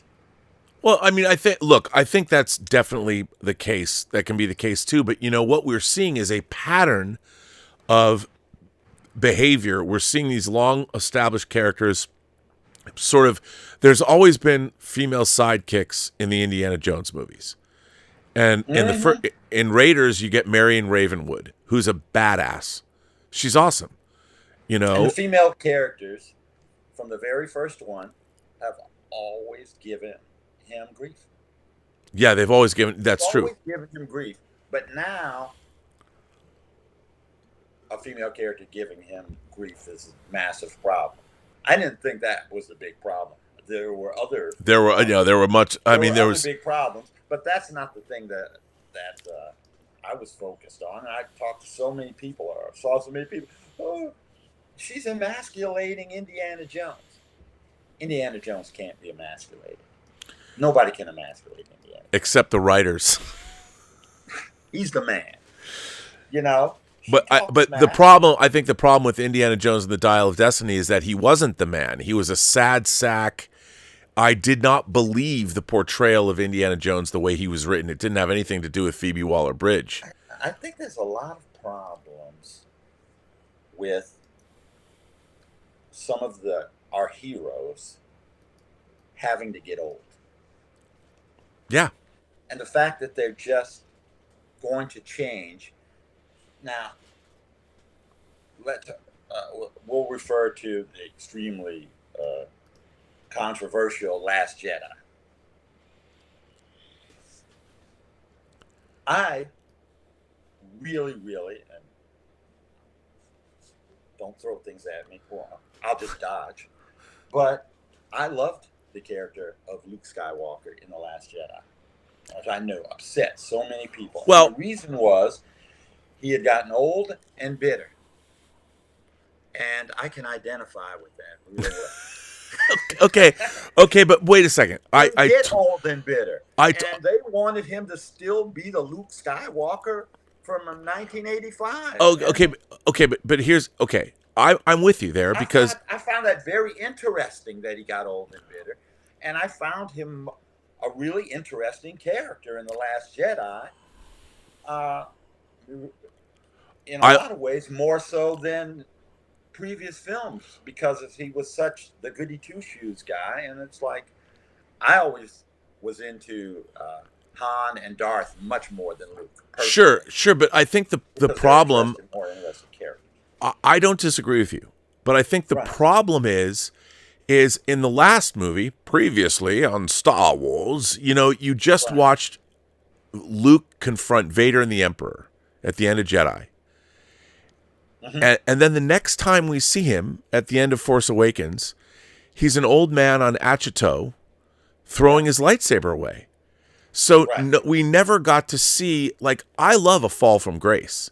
And the reason a movie like Unforgiven, which is one of my favorite, not just favorite, one of my favorite Westerns, one of my favorite movies, the masterpiece, is the whole thing about the deconstruction of the legend, and how William Money, the reason that movie works so well is because Clint Eastwood's entire career, whether it's The Man with No Name, whether it's The High Plains Drifter, whether it's The Outlaw Josie Wales, with all of those people, give the William Money character the gravitas. We know this long, even though it's not continuity there. By the time you meet William Money, and he's a pig farmer, he's literally drowning in shit, raising his kids. His wife is dead. He's living on this just ass end of the world farm. It sucks. And that movie's a total deconstruction of every Western myth. I mean, even if you don't get it, if you don't get it, Richard Harris is like, no one's ever going to assassinate a king. People will assassinate a president, and the great anti-westerns ever made. It's one of my favorite movies of all time. But the thing is, you saw Clint Eastwood's whole journey. You never got to see Luke build the galaxy back up, and I think the biggest problem in the You're saying you saw Luke. You don't see Clint Eastwood's journey in the movie. No, but it's playing on his whole. Assume it because we've seen all these characters. Every iteration of Clint Eastwood's characters, even going back to Every Which Way But Loose, even the Gauntlet, the Dirty Harry movies, everything that Clint Eastwood's entire life has brought him to this point. And that's what I guarantee you, that's what they were thinking about when they put Luke there. But we never got to see that journey. And to me, the frustrating thing about the modern Star Wars movies, the sequel trilogy, is we should have seen this utopian civilization at first that our characters had built. Luke, Han, Leia, they should have all been together. We should have seen the galaxy at the height of its power, and they don't even realize that there's a great evil that's taken root right underneath them, and it's going to all come apart or something. Mm-hmm. And we don't see any of that. It all happens off screen. It's all the whole story about Ben Solo, and it should have been all hunky dory, and then you watch it go all astray. And what's interesting about that is it's Luke's own insecurities or whatever, what he's already been through, that led him to almost kill Ben Solo. And we see that almost as an afterthought. And if we had seen that in the first movie, he's like, I'm losing it. And he goes to Achito, the island, self-exile or whatever. It could have been really interesting. But by the time you go from one movie where he's become a Jedi and your yub nubs celebrate the love, and you're watching him burn Vader, and you see the Force ghosts come back, and it's all, Billy D. Williams is clapping in different time than everyone else, and everyone's all happy. And then you go to him as a hermit on an island, having been disgraced and run away. Like, I can't believe that you go from Luke finally becoming a full-fledged Jedi to having run away from his responsibilities in the next movie. It doesn't work. And that's why Star Wars fans are like, wait, what? you figure you're going to get to see something where all of our heroes are together again. We haven't seen them. Force Awakens came out in 2015. The last time we saw our characters together was in 1983.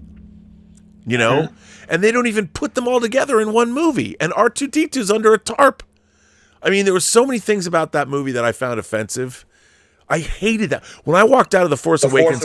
Yeah, The Force Awakens. I was so angry. I'm not sitting here to defend No, but I think the reason is, for me, it goes to storytelling.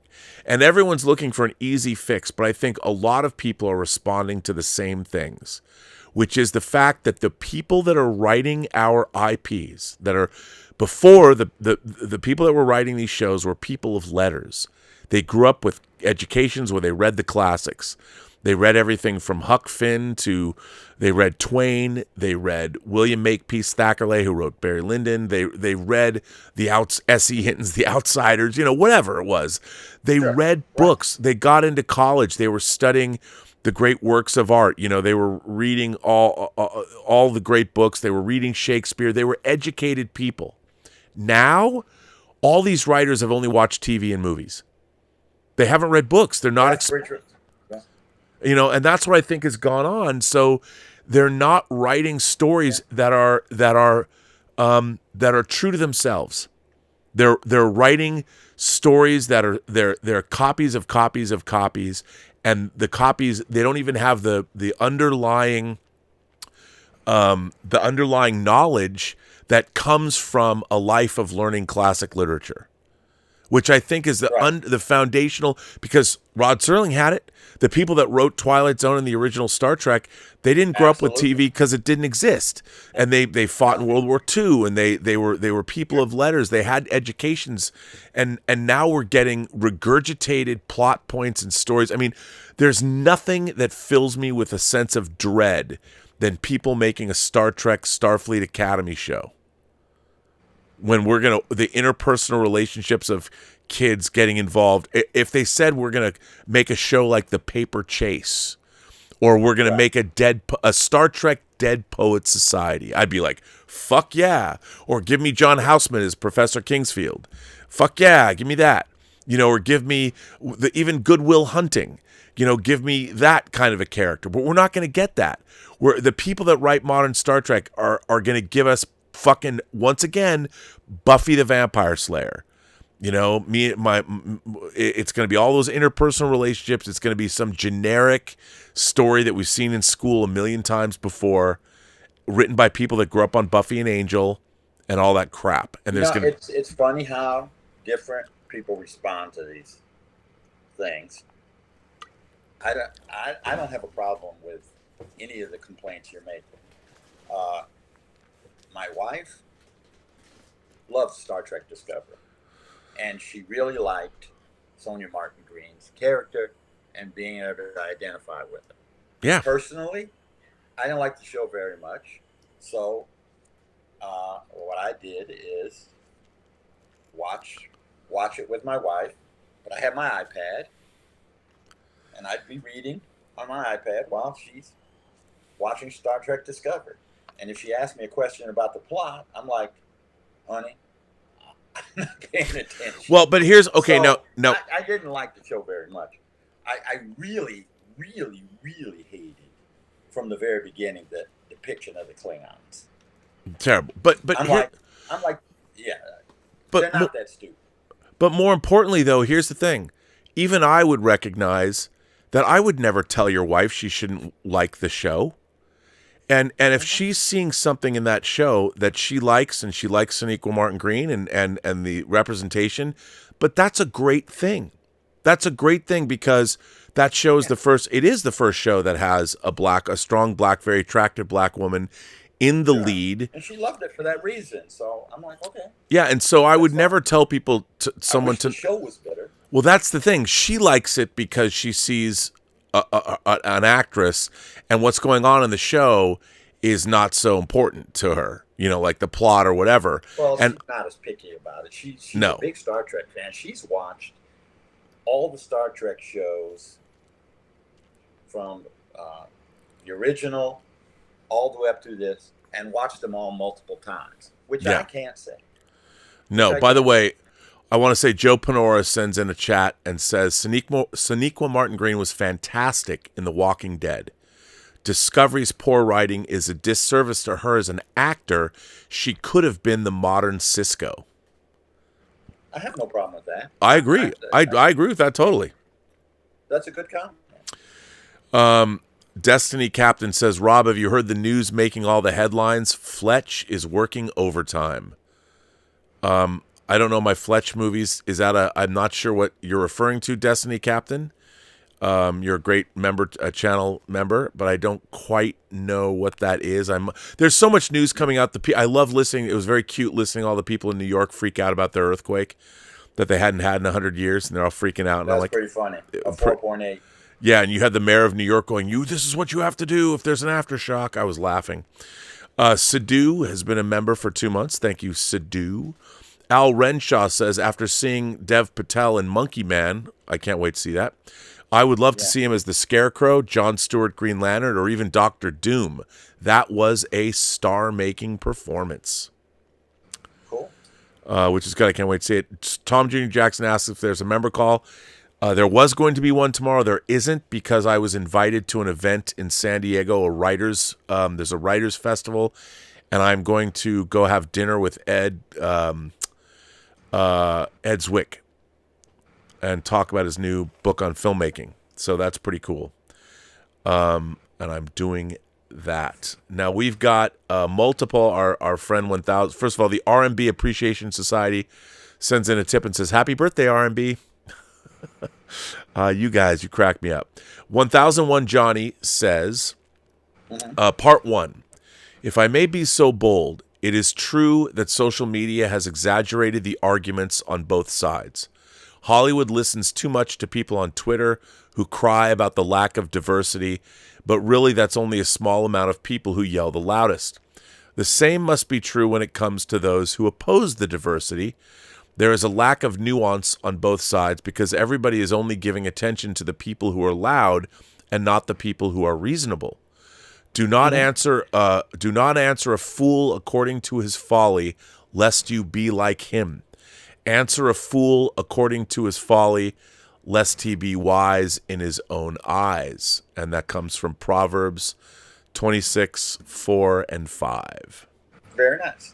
I like that. He goes on to say, I agree with Darren Scott about Luke in The Last Jedi.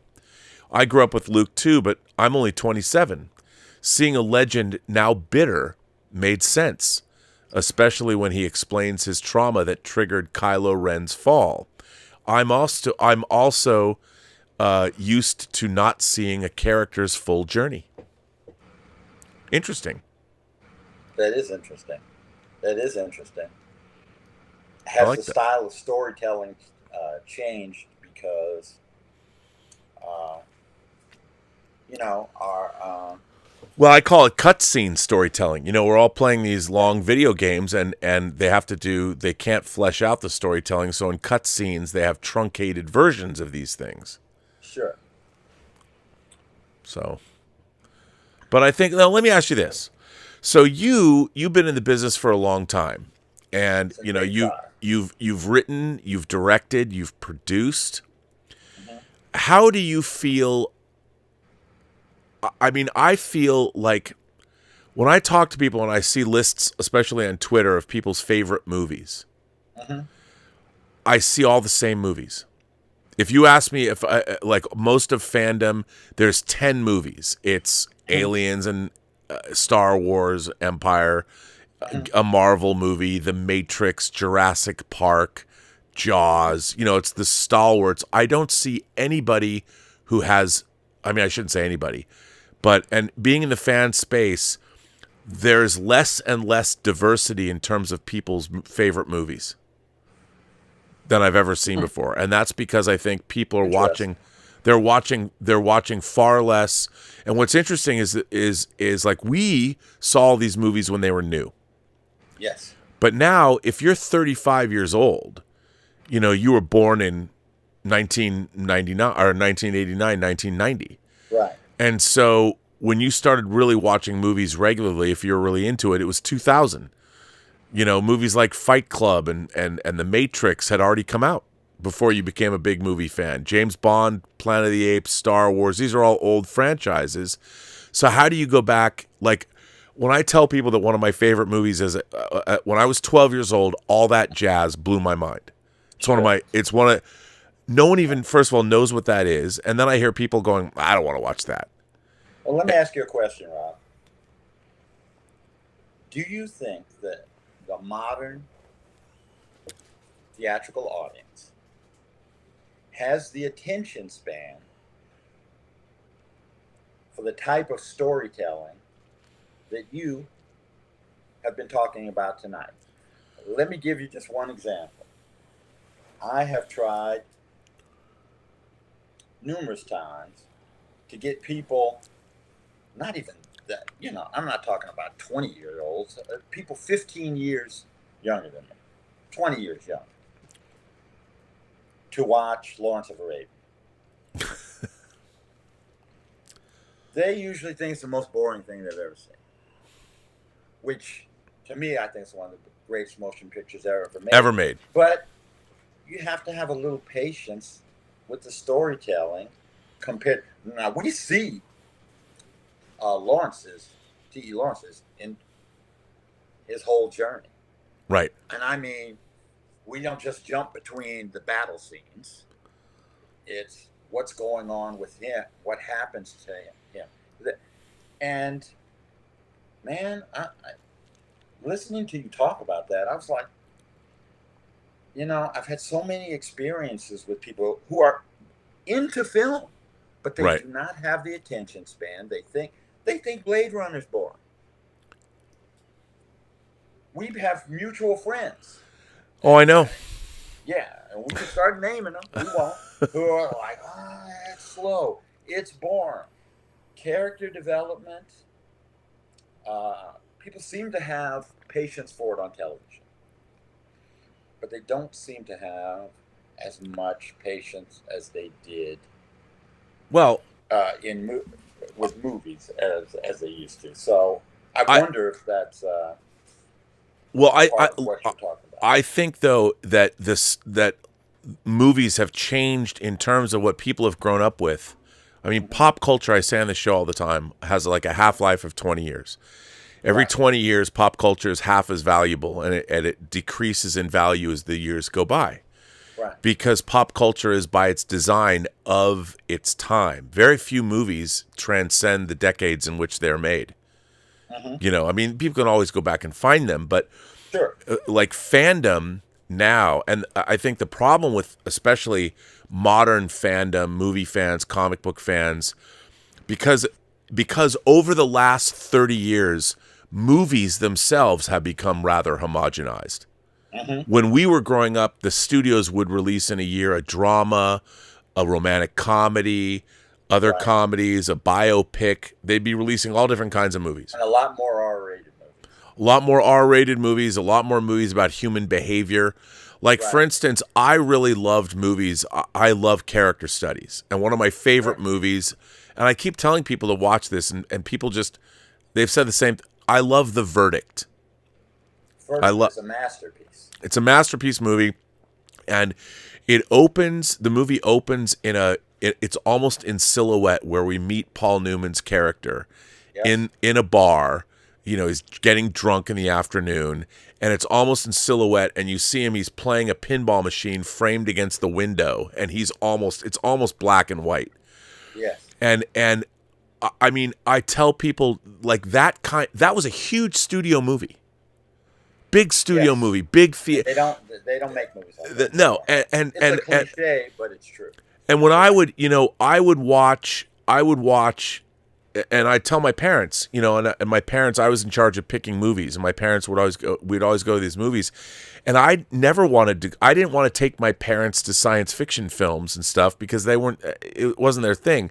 But if I could find a movie, I'm like, well, this movie, The Verdict, sounds interesting, you know, and we would go to it, and I was mesmerized because when I was going to a movie and I settled in, I knew that the story and the way it was going to unfold was not going to. It wasn't a story about explosions, and yet that movie has in it to this day, there's a scene when a villain, a turncoat character is revealed. And it's on James Mason, and he's it cuts to him, and he's talking, and he's giving a soliloquy, and the camera wanted to return to the law. Yeah, I mean, I want to see. Every time I'm like, please, this time don't reveal. Reverse shot. Don't. Yeah, and every single time I'm all clenched up right now, even thinking about it, and it's so great, and it's such a. I tell people now, and it's not like Darth Vader saying, "No, I am your father." It's not. I don't think Sidney Lumet would have a big career if he was coming along now. And no way. And that is a travesty. But he made so many bangers, because here's the thing. I think another problem with our modern age is that people are infantilized. You're 40 years old and you've lived life of a 16-year-old from 50 years ago. I mean, we are because they haven't moved out of the house. Yeah, we are completely the idea. I mean, when I hear this whole thing about the death of Ed Piskor, the fact that it's like my father was 16 years older than my mother. Nowadays, people be like, "Ew, gross," But I mean, nowadays it's such a weird, very judgmental about that. Oh my God, it's such a weird world that we live in. And I was a very precocious kid, but I was doing things with my girlfriend when I was 13 years old that we shouldn't have been. I was a low down dirty dog. But nowadays it's like I look at people and I'm like, you people are like, the world has gotten so. It seems it's puritanical. It's puritanical, and it's not. There's no understanding of the actual real world. Like, people can't, they're so stuck behind their phones and all that, they don't know how to deal with the shades of gray that happen in everyday life. I'm amazed by the modern Gen Z. Seems like they don't like sex in the movies. Yeah, that when that study came out, I couldn't believe it. They're horrified that there's, why does this sex is unnecessary? Well, something? Well, because movies and stories are about life. But I have a theory. There's a lot more sex in life than there is bloody violence. Yeah. Otherwise, there wouldn't be 7 Darren, people on Earth. And yet, I hardly ever. This violence was unnecessary. That violent scene was unnecessary. I don't hear that, but I hear all the time that sex scene was unnecessary. Why did she show her nipples? I don't know. Well, but I think my theory about that is when we were 12 years old, the idea that you could go online and see every sex act known to man was that's not healthy. No, it's not healthy at all. So people, the very act of sex is, I hate to say, the way it's depicted in pornography, it's incredibly oppressive. And the idea, the performance anxiety it's, to me, it's scary. Like, if I was 11, I was a horny little kid. But we didn't have, if I was watching Johnny Wad, laying down the pipe, that was gigantic, and I'm 11 years old. Like, I'm never going to be able to do that. Why even try? And I think a lot of people have turned away from that because sex looks, the pornography that people have been watching from the time they were young has put them off that almost entirely. But that's a big problem. You've got girls commodifying their sexuality and making money off it, OnlyFans or whatever. I think it's a big problem. It is. And I'll tell you this. When eroticism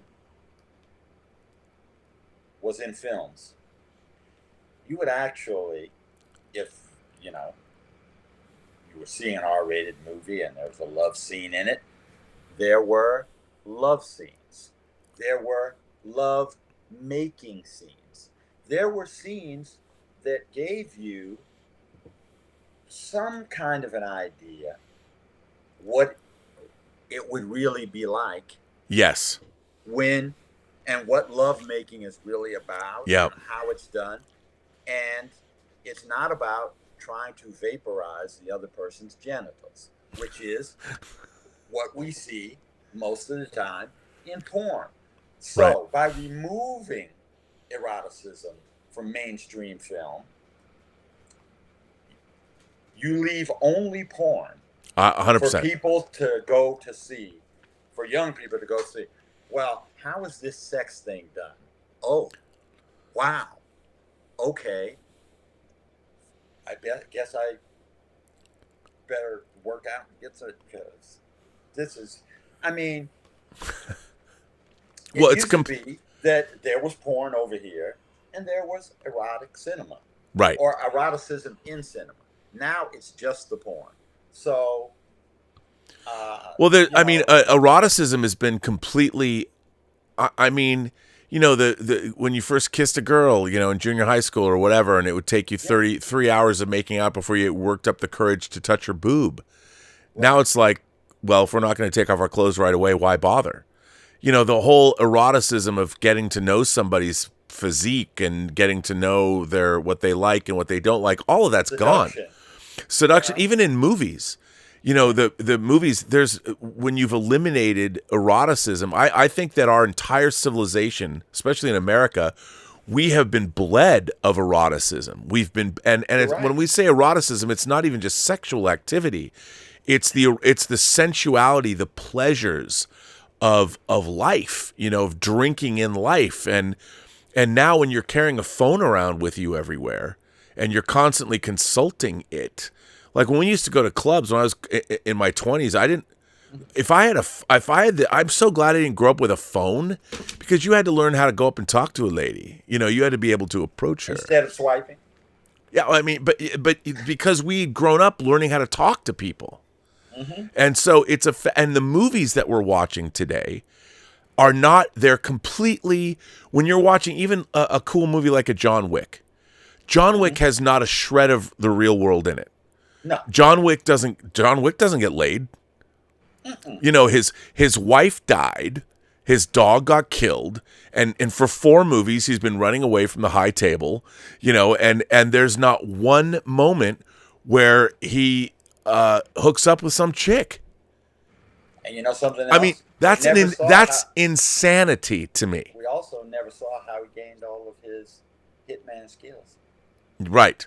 Hitman movies, we come in and the person is incredibly great at killing people. We never see how they learn that. Every once in a while they'll mention, he used to be special forces. Oh, he was a SEAL. Right. You know, and that's about as much explanation as you get. So I guess I come back to, you know, John Wick is a Johnny Blue. I mean, well, in a way, you're right. That's very funny. By the way, Major Chai Chai says, I introduced my teenagers to older movies. Just last weekend, we watched North by Northwest and the Andromeda Strain. And Major Chai Chai... I love the Andromeda Strain. Oh, my God. By the way, that movie's terrifying. The beginning of that movie is terrifying. But, yeah. By the way, that was her 10th Super Chat. So she's a member of the channel. We've met over our member calls, so it's great to see you. Thank you for the support. That's very cool. But see, that's the thing. I mean, I think like a movie like The Verdict is about real human nature, and now people don't have respect for each other because that's been bled out of our society.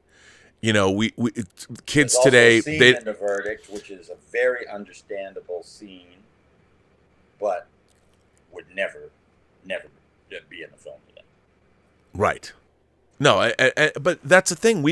I don't even think people actually have. Part of the problem with our world today is the reality of human life, of day-to-day human existence, almost isn't real. You know, Zoe, Elizabeth's oldest daughter, who moved back in with us, was saying just the other day, like she gets frustrated and is full of anxiety when she's telling us what's going on in her life and we're just offering these suggestions, and she gets frustrated by us being so realistic about what's going on. Like, I'm listening to her problems and I'm like, well, it's, you know, the problem is this is happening, and And she's like, why are you saying this? I mean, and I'm like, I can't even, why are you upset? Like, well, we're just talking. I'm not judging you. I'm just talking. You brought something up and I'm offering you multiple points of view and things that you could do. And I'm just throwing out suggestions that you can take or leave. And but for her, I'm condemning her, or Elizabeth was condemning her, and we're not condemning you. But she doesn't know, like, what having a normal conversation with a normal human being is. It's all fraught with emotional peril. And I'm like, fuck, man, you should watch like, when I watched All That Jazz when I was 12, you look at Joe Gideon, the main character. He's a film director. He's a Broadway choreographer. It's a Ramona Clef about Bob Fosse. No one even knows who fucking Bob Fosse was. When I was 12, I knew that Bob Fosse directed Cabaret. Sure. I mean, no one knows what Cabaret is. No one knows. I mean, that was a pop culture. People don't even know. We don't even have a culture where our pop culture has any connection to real life. Everything is we're either watching Kingdom of the Planet of the Apes or The First Omen or superhero movies or whatever. When I was watching, John Voight and Jane Fonda in Coming Home, my mom took me to see Coming Home, and I'm like, a Vietnam veteran comes back. He's disabled now, and he falls in love with Jane Fonda, and I'm watching movies like that. Well, how about a movie like Clute with Jane Fonda? Clute, is a love story between a guy and a call. Here's the thing: that movie, Clute, is more science fiction today than Star Wars is, or Dune 2. That's good. But that's the problem. So when people sit down, when modern audiences sit down and try and, like, I always tell people, my and one person took me up on this. I said, I'm like, I want you to try and go back and watch Antonioni's Ennui trilogy. Watch La Notte, La Ventura, and The Eclipse. And the point that I'm making is, I don't think you can. I don't think you can watch, like, I saw. I'm going to try to watch Red, White, and Blue. Well, yeah, that's, I got to tell you, I watched a fucking banger the other night, last night. Was it last night? Wednesday night. Wednesday night, they're having a film festival here, and I went and saw the French film, The Taste of Things. And it's incredible. Now, here, the first 15 minutes of the movie, the only thing that happens, it's almost wordless. Juliette Binoche and this other guy, this chef, and these two assistants, young girl assistants they have, all they're doing is cooking a meal, farm to table. And the whole movie is about cooking food. And this male character and Juliette Binoche have been cooking together for 20 years in this. You don't even see, like, they've been cooking together, and he's this famous gourmand chef. And the movie was very slight, but she's ill and she's dying, and he wants to marry her. And it was this incredibly romantic movie, all about the sensual pleasures of food and preparing food. And I'm watching this movie, and I knew that Elizabeth, I'm like, this is the most Elizabeth, like, she and I bonded over Amelie. That's how we met. By the way, that new Amelie disc is incredible. But I knew that as I'm watching this movie, because Elizabeth speaks fluent French, and I knew that when she was watching it, I'm like, there's going to be tears streaming down her face when this movie was over. Right. And I turned around and I go, this is the most Elizabeth movie that you and I have ever seen together. She goes, oh my God. She was like crying. Oh my God. And there's no one, I mean, with President Company excluded, because everybody watching the stream right now, you all can. But I don't know one person, when I'm on the John Campea show, I could never say on that show, and this is not an indictment of anyone, but I know that our audience would not like The Taste of Things. I know that they would be bored to tears 15 minutes. They're like, why are we watching these people?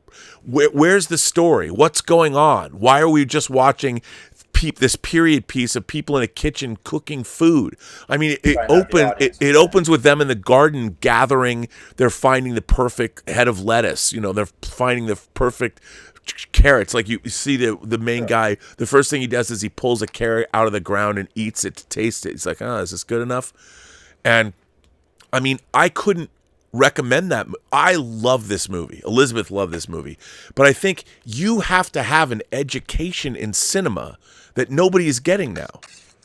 Most like the movies we go on about, you and I talk about film noir, whether you're talking about Double Indemnity or you're talking about This Gun for Hire, you're talking about The Maltese Falcon, or even stuff like Sunset Boulevard and I mean, Sunset Boulevard and All About Eve are two. If you like show business, you like the theater, and you like movies, you have to watch Sunset Boulevard and All About Eve. I can't even recommend those movies. I have tried to get people to watch Sunset Boulevard numerous times and had them go, it's in black and white. I can't watch this. Sunset Boulevard is if you want to know about actors, Sunset Boulevard's the truest movie about actors about Hollywood ever made. But that's the thing. It's frustrating that we grew up with a cinema education that, by the way, is still ongoing. And no, like when I went to film school, everybody had seen Sunset Boulevard. And everybody had seen, I mean, I saw All About Eve for the first time at USC, but I heard about it. I knew what it was.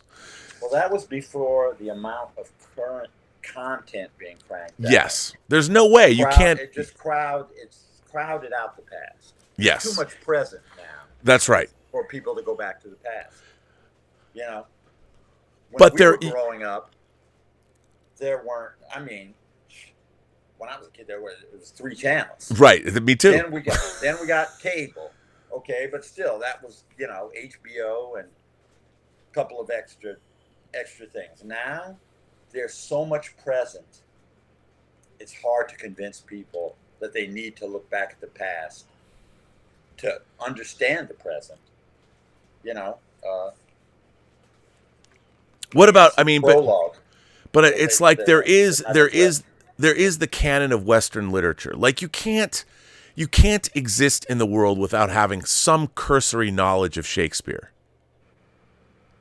Like, don't you think people need to know, alas, poor Yorick, I knew him well. Don't you think, we've seen Romeo and Baz Luhrmann can do Romeo and Juliet and put, Leonardo DiCaprio in it and suddenly make it modern and people see that movie. Do you bite your thumb at me, sir? And then people will watch it. But we read Romeo and Juliet in elementary school. Oh, heck. Are they still teaching Camus? I don't know, man. The Stranger? Are they still reading Waiting for Godot? I don't think so. I don't either. But I could be wrong. Maybe they are. Because I don't have any kids, so I don't know what the current. I know nobody is taught cursive anymore because they can't. Our friend Mikey Lito says, I found Tequila Sunrise and Body Heat to be 2 of the most interesting movies in my viewing history. You don't see such subtlety in films today. This script that I'm writing, that I want Kurt Russell to play the lead in, and he will.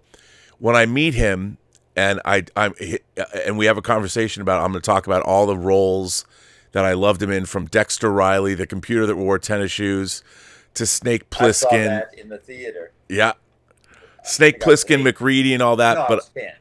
Well, I'm going to tell him, but where I'm going to get him is I'm going to say all those roles are great, and I've seen those movies a million times. But you know what role that I bet no one has ever said to you is one of their favorite roles that you've ever played? And he's going to say, what? And I'm going to say Nick Freesia. And he's going to stop, and he's not going to immediately recognize this.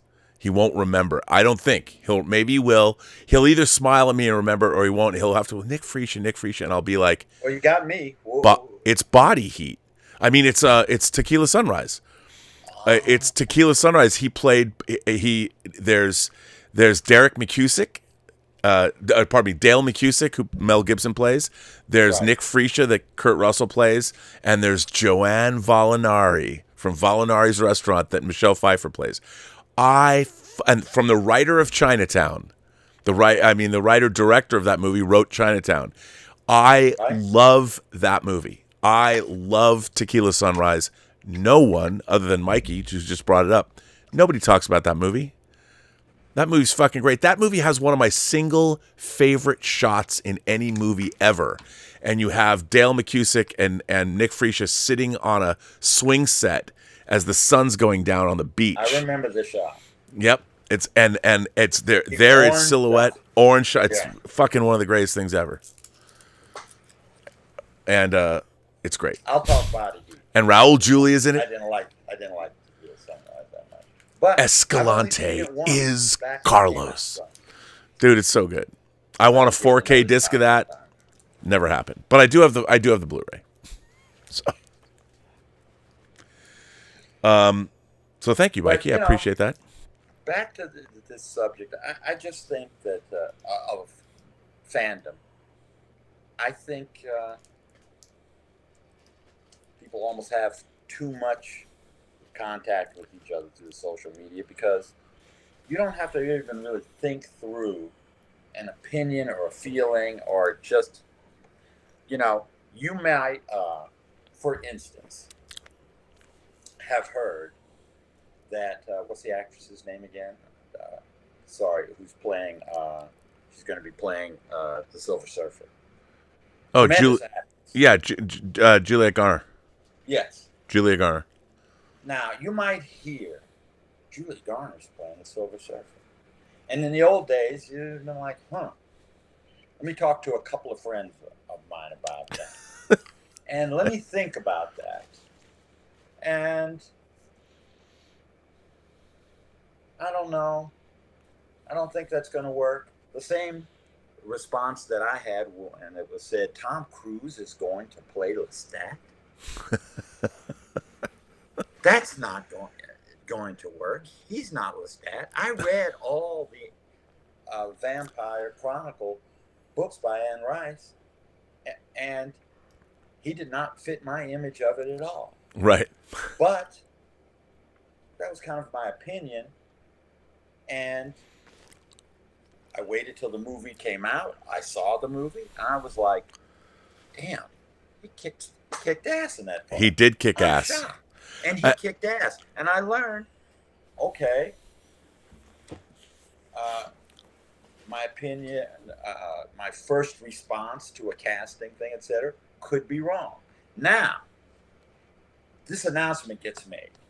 You go online, and you find 1,000 other people who have the same initial response to it as you. I hate this, I hate this, I hate this, I hate it. Yeah, I hate it, I hate it, I hate it too. You're not even considering it anymore. You're not even thinking about it anymore. Because there's a lot of other angry fans or Dude, fans when they who cast disagree with it or whatever. Heath Ledger as the Joker. Nobody wanted that. People were all up in arms. Heath Ledger is the Joker. Get in arms. And the up in arms-ism increases when you have more outlets. I can go and see a YouTube channel where I know they're going to blast it. I can go on Facebook, Twitter, blah, blah, blah, blah, blah, blah, blah, blah, blah. They're, whatever your feelings are about it, you can get them validated, revalidated, and ultra validated so fast that you don't even have to consider it and think about it and maybe change your mind. Maybe give it a chance. Yeah, I mean, in the case of this particular casting, there are things that I don't know if it's going to work or not. But, I think the Silver Surfer played, so this will be a different way.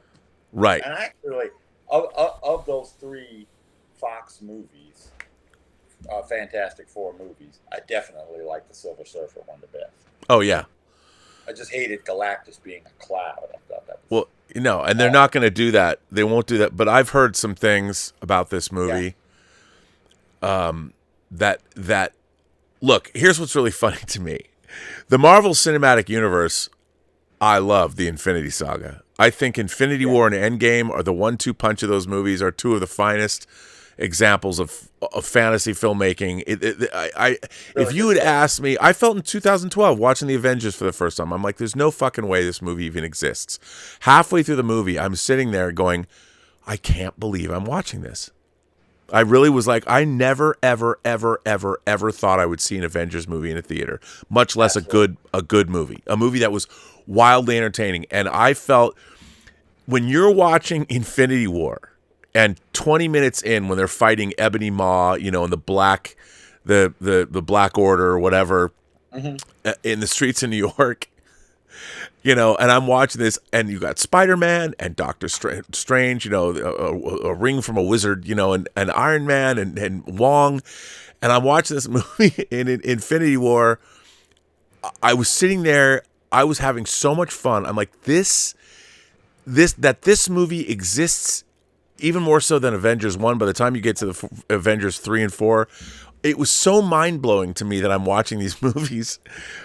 And they're so. Infinity War is one of the most wildly entertaining movies I've ever seen from the beginning of, and of course it comes from a childhood of reading comic books and seeing everything. But when you're watching Thanos crushing Loki's throat, and then Hulk shows up and starts, you know, fighting, and you're fighting Thanos, I'm like, I can't believe that I'm seeing this, and it's also convincing, and it's also badass, and it was also cool, and you're seeing the Black Order, you know, they beam out of the Asgardian ship, and I'm like, I can't, and this is the first 5 fucking minutes of this movie.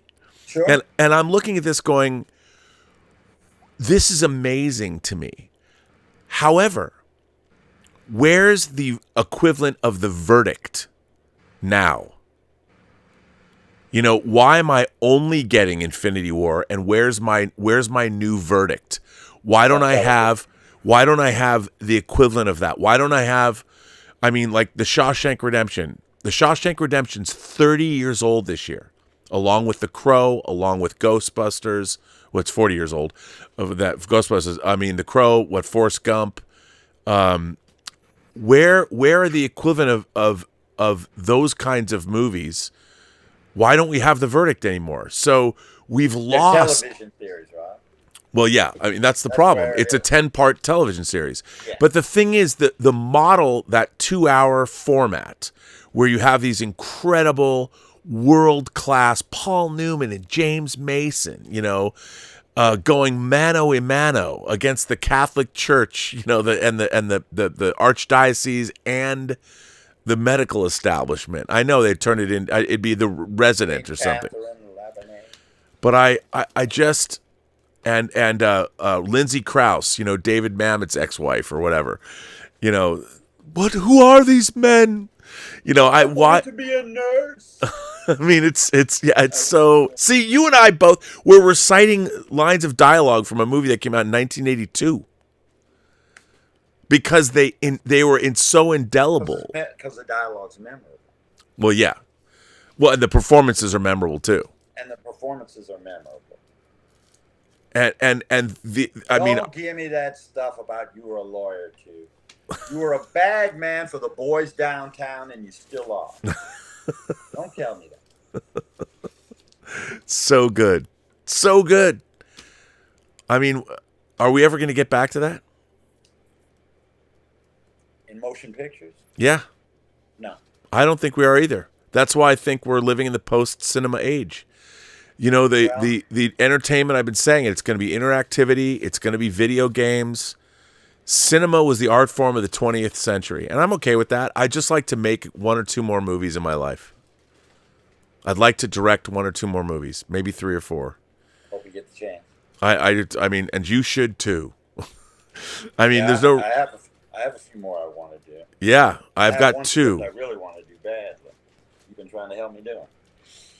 Yeah, I mean, I want to do that. You know, and I it's just that the world has changed, and the world does not love movies the way it used to, because, like you said, there's too much content. You can't expect people to go back in time. They can't even catch up with what's on TV now. Mm-hmm. And there's so much on TV. Like Shogun is such a. Have you been watching Shogun? Oh yeah, it's the greatest thing ever. You know, and it's really good. But the thing is, even I can't. When Shogun was on in 1980. 44 years ago when I first watched it, I loved it so much, but it was the only thing I was watching. There was nothing else. All I cared about was Shogun when it aired over what it was 10 nights or what 8 nights, whatever. All I was obsessed with Shogun. I thought about it 100 all day long, 100% of my day. You know, I'm going to school. I was in junior high school. I was watching Shogun. All I thought about was Shogun. Nothing else mattered. And now there's a million things on TV. You watch Shogun, it's in one ear and out the other, even though it's so great. You know, then I'll watch a couple of YouTube videos. I mean, there's so much content in my head, I don't get to ruminate on anything. Nothing marinades. And that's the reason for so many of these shows. You don't have to, but unless you're focusing really hard on it, the way the stories are told, you have to go on YouTube for a video to explain the episode to you, or to explain the ending, or to explain what happened. And people do it all the time. And I think these shows are now written with the knowledge that people are going to do that. Yeah. Half the HBO shows, they have a 5-minute segment after the episode to explain the episode. Because they know they're going fast. And they know that they're not laying out everything for the characters long enough for you to absorb it, or for the average person. And they also know that the person watching it is probably looking at their phone or their iPad while they're watching the show. So when the plot is complex, they need to go somewhere else to have it explained. And that would be unthinkable to us back in the day. You know? Darren, Anonymous sends in a tip and says, quoting you, "There's more sex in life than bloody violence." Amen. That is the quote through and through. And I haven't had either. Aha. I've watched and read sometimes either. I have watched and read sometimes. That's very funny. And by the way, let's see. Statistics show us that young people are having way less sex than they used to. Oh, I know. Well, because why would you want to?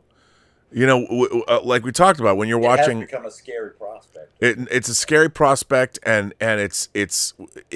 look, you look at the rise in people declaring themselves being non-binary, and predominantly that population is women.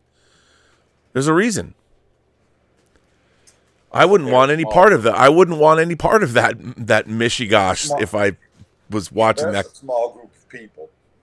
It is small. There have always been people like that. They just didn't call themselves, something different. I mean, I don't think you wanted to lay down with Pat. That's not fair. Most people watching this won't even know what that is.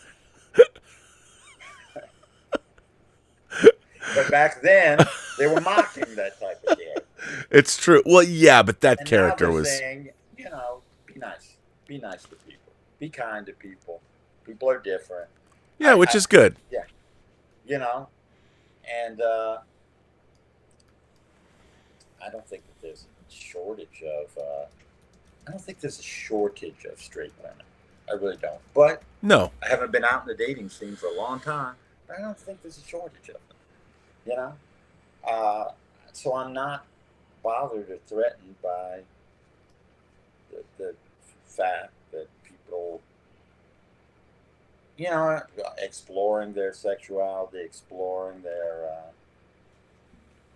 what their gender feelings are.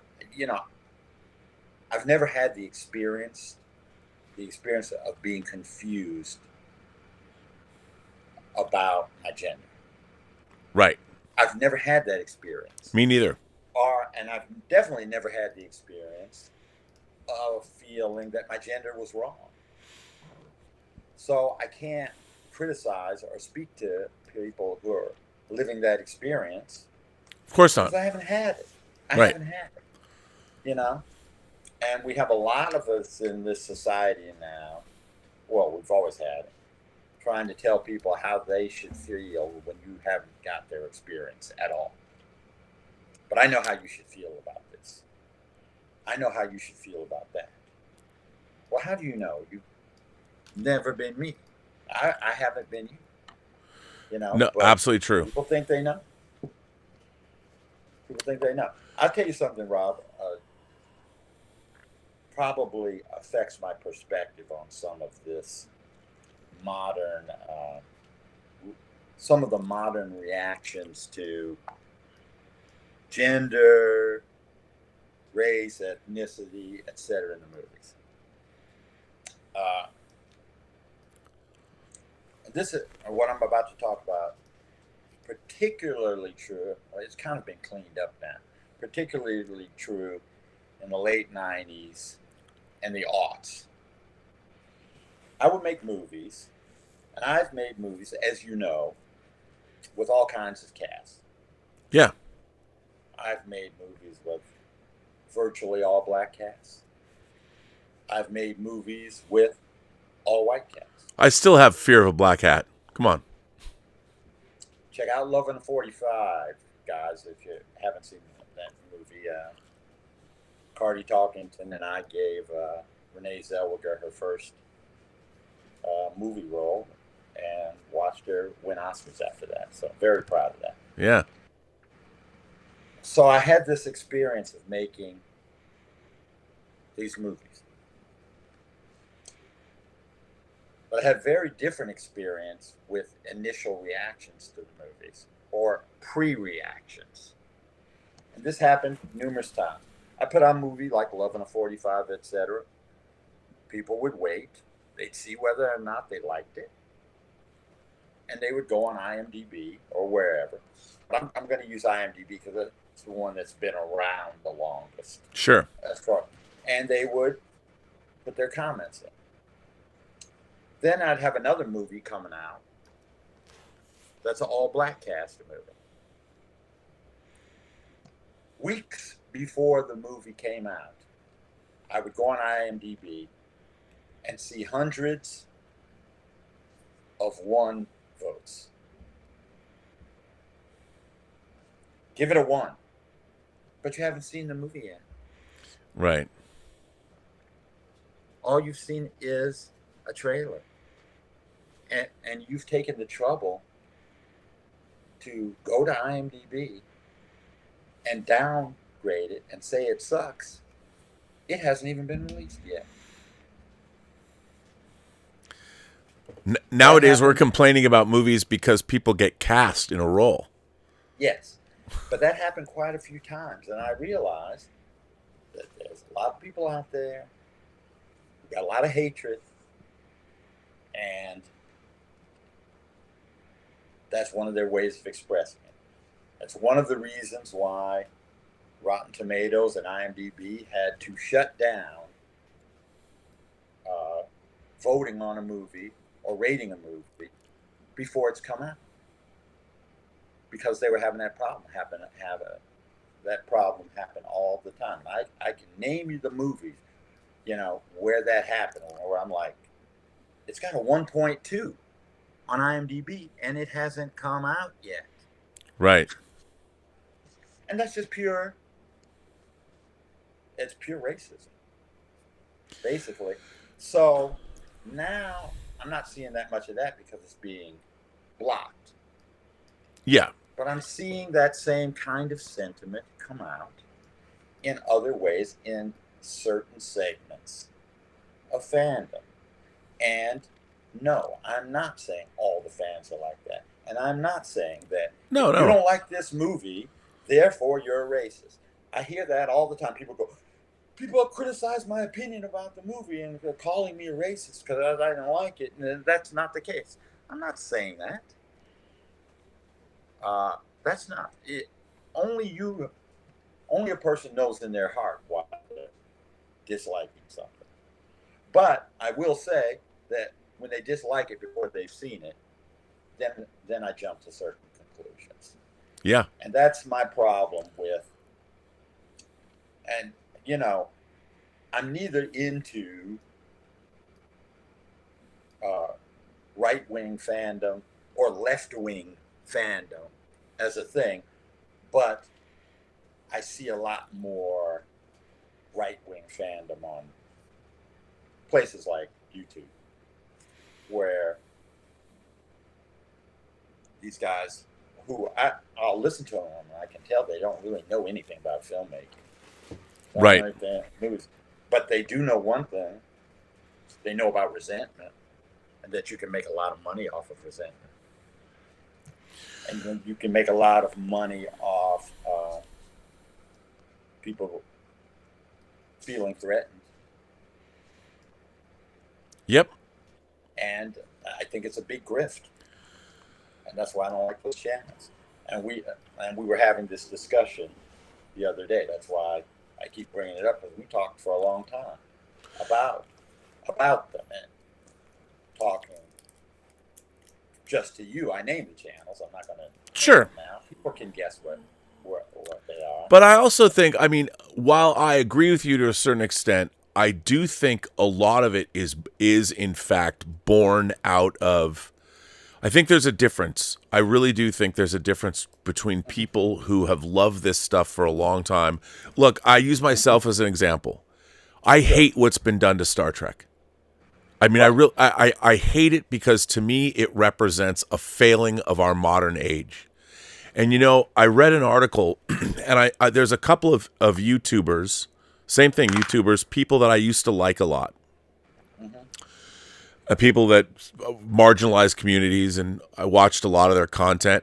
They've allowed their own activism to capture their own points of view, and I would say these people are far left. Sure. And now everything is seen through the prism of their activist thing, and that's wrong too. Absolutely. That doesn't give you an idea whether something is good or not. But if you're just seeing it through that prism. Yeah, but what's happening is that activism, because we're talking about the same space. I've seen blowback come back on me because my opinion about Star Trek in certain people's eyes, they're seeing me through an activist lens. So I'm being branded, like every day I get either I'm far left or far right, depending on who's looking at me, or I'm an old man shouting at clouds. One of those things. And it's fascinating because I admit on that. And I think I'm off my lawn too. But. Yeah, I know. But I would think that anybody who watches this channel, what I am interested in, I think that storytelling is one of the most important art forms humanity has, because storytelling is how we convey to one another the experience of being human. And the most truthful stories, and that's why I love movies like The Verdict, because at the end of the day, it's a comeback story. Anybody can be in a broken place and be a broken human being. And if you're offered the chance for redemption, I'm not saying you're going to get it or take it or make it what you will, but that's why I love movies like that. And because everybody recognizes where Frank's character is at the beginning of that movie, because Sidney Lumet's a great director. And when he's sitting in a shadowy bar drinking, and he's day drinking whiskey in the middle of the day, we're right there with him. We know exactly what he's all about. And to me, what I can't stand is the bastardization of storytelling, the fraudulent creation of storytelling. Stories that are being told now. It used to be movies with a collision of art and commerce. The commerce was done when the art was great, and the people that had the money, knew they had to have the great artists to make the great films. That's how they made money. Today, they're not looking at the artists; they're looking at the IP. The storytellers are no longer important, and to me, they're a pain in the ass, actually. Of course. In their minds. And the problem is, you look at these IPs. The problem with the IP is not the IP; it's the people that they hire to tell the stories, and it's the people that are making these decisions that aren't themselves storytellers. It's funny. Another thing happened this week. We haven't even touched on this. Sure. The Matrix. It was announced that Drew Goddard is going to make another Matrix movie that Lana Wachowski's producing. I maintain, I don't care. I understand why people hate the Matrix Resurrections, and I understand why the other two Matrix movies are not people's. Although I like Matrix Reloaded more than most. The first Matrix movie is an all-timer. It was a transcendent film. For the time it was made, last Sunday, March 31st, it celebrated its 25th anniversary. So it was announced that Drew Goddard, and I made the point, a lot of people, I was talking to people that I do not think Matrix Resurrections is a great Matrix movie if you're comparing it to the first movie. I do find it to be a really interesting fantasy movie that's a meditation on getting older and figuring out who you are in life, and the metacom, whatever. Do I think it's great? I don't know, but I do enjoy it. However, like Ryan Coogler before Drew Goddard, Ryan Coogler's mother was very ill, and Ryan Coogler and his father were watching Rocky movies to feel better. Ryan Coogler came up with an idea. And not because he was asked, he was high. It was his idea. He came up with it because he loved an IP, and he went to, the balls on this kid. He goes to Sylvester Stallone and convinces Stallone to give him over his signature franchise. Convinces him. He's made one movie, Fruitvale Station, and not only does he make Creed, but he gets Stallone an Academy Award nomination for Best Supporting Actor for playing the role that he originated back in 1975. Sure. I mean, he and Creed was what it was. Now there's 3 Creed movies because a filmmaker had an idea and was able to get it made. Yeah. I think Drew Goddard has an idea for a banger of a Matrix movie. I'm excited to see. I am too. And so I was, coming out and going, the reason that I'm behind that movie is because I think Drew Goddard loves The Matrix. Now, look, Mark Steven Johnson said he loved Daredevil, and I didn't think the Daredevil movie was that great. I like it more than most, especially the director's cut. But the Ben Affleck... Yes, I'm sorry, go ahead. No, the Ben Affleck Daredevil movie is not that great. It's not nearly as good as the Charlie Cox series. But when you have a passionate filmmaker, I would much rather go with them on whatever journey they're going to take you on if they're passionate about the story. Our IPs, if I ran Disney, I would have an open door policy. I want to hear from filmmakers. If you've made 5 movies or you have 5 professional credits that I deem worthy and you want to pitch me a Star Wars idea, bring it on in. Bring it on in, because I hope they're doing that to some extent. I mean, I hope they are. You read about I don't think the Mandalorian and Grogu is really going to do anything for me. I'm really curious about what James Mangold's The First Jedi or whatever it's going to be. That'll be interesting. I'm interested to see that. But I'm tired of our IPs have been co-opted by corporations, and that's all anybody cares about anymore. And they're compromised from the get-go. And I think that most people... I agree with you 100%. Yeah, I mean, I that's what I think most of the problem is. I want to believe that it's less... hyper-focused. Yeah. But don't you think the audience fans are partially responsible for this? Entirely. Anytime a really good original science fiction movie is made, they're never blockbusters anymore. Nope. No, you'll say something intelligent, original, like Arrival. I like that. I loved Arrival. Ex Machina. I like that. Now, those movies made money, but they didn't make the kind of money that makes the studios go, oh, we want to do more original sci-fi. The Creator. Not the greatest thing. No. It was enjoyable. People are only going when it's a big IP. And I think it's a problem. It is. Dude, Arrival, I think Arrival, even though they changed the ending of Arrival from the original script, but I loved Arrival. But that movie is a combination of science fiction and also, the thing about Arrival that kills me every time I watch it is that she knows what's going to happen to her daughter if she brings her daughter into the world. She knows that her daughter is going to have a short life. She knows her daughter is going to die of cancer, and she does it anyway. She does it anyway. I mean, that to me, that's the right thing to do. Yeah, and that is to me that movie. The Arrival is it's an amazing film, and the scenes of them communicating with the aliens is amazing. Yeah, amazing. It's intelligent. It's thoughtful. People only seem to want to go for something really big and original these days as Christopher Nolan does.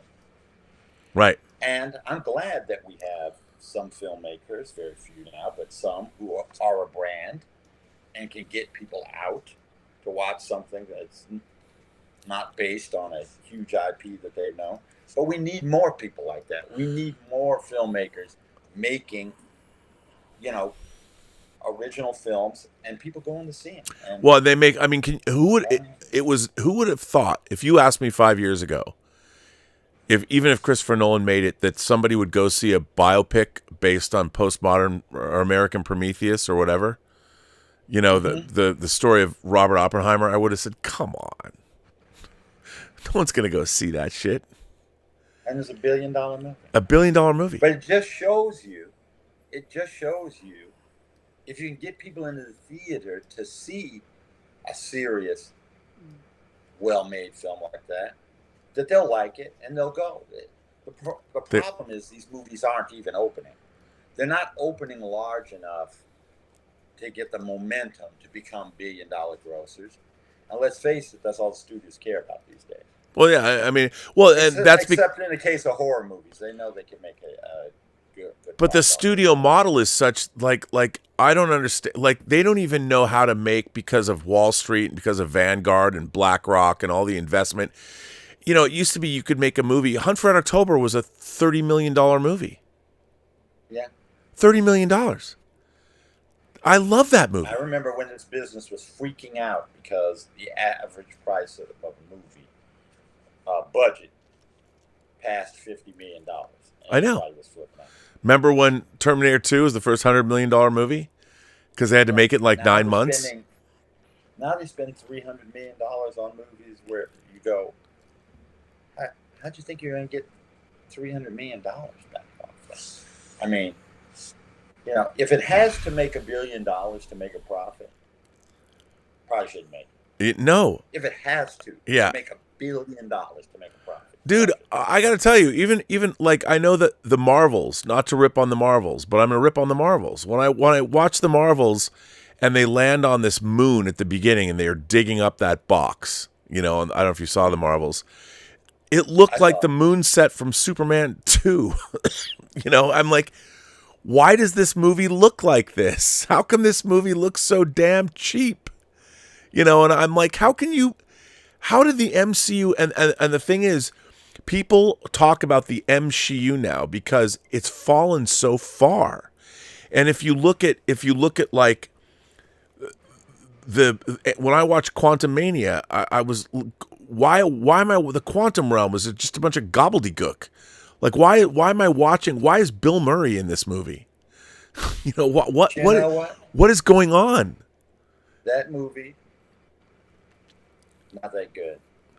Morbius, a disaster. We can go down the list. Morbius, is Morbius bad because it has an agenda? No, no. Is the Marvels mediocre because it's an agenda? Well, I think it's just not that great a story. No, but I would say this. Here's what I don't understand about the Marvels. I mean, I do it, but here's the thing. You can take a movie character and put them in a TV show, but you can't take TV characters and put them in a movie and make it work as your main characters. I think that's been proven out. Yeah, well, you look at the Marvels, not very right? Often. No, yeah. but Captain Marvel was $1 billion. Every once in a while, The Fugitive. No, I don't mean actors. I mean, I don't mean the movie itself. You can make TV. I'm talking about because the two actors, Miss Marvel and the Monica. Taking the actors or the characters? The characters. You can't take both. If you originate those anyway. What I was going to say is you have $1 billion franchise in Captain Marvel. Why didn't you make an Empire Strikes Back level story about Captain Marvel for the second movie? Why would you take two? Because Miss Marvel and my Captain Marvel is Monica Rambeau. With the white and black and the fro. That's my character. Sure. But not in that movie.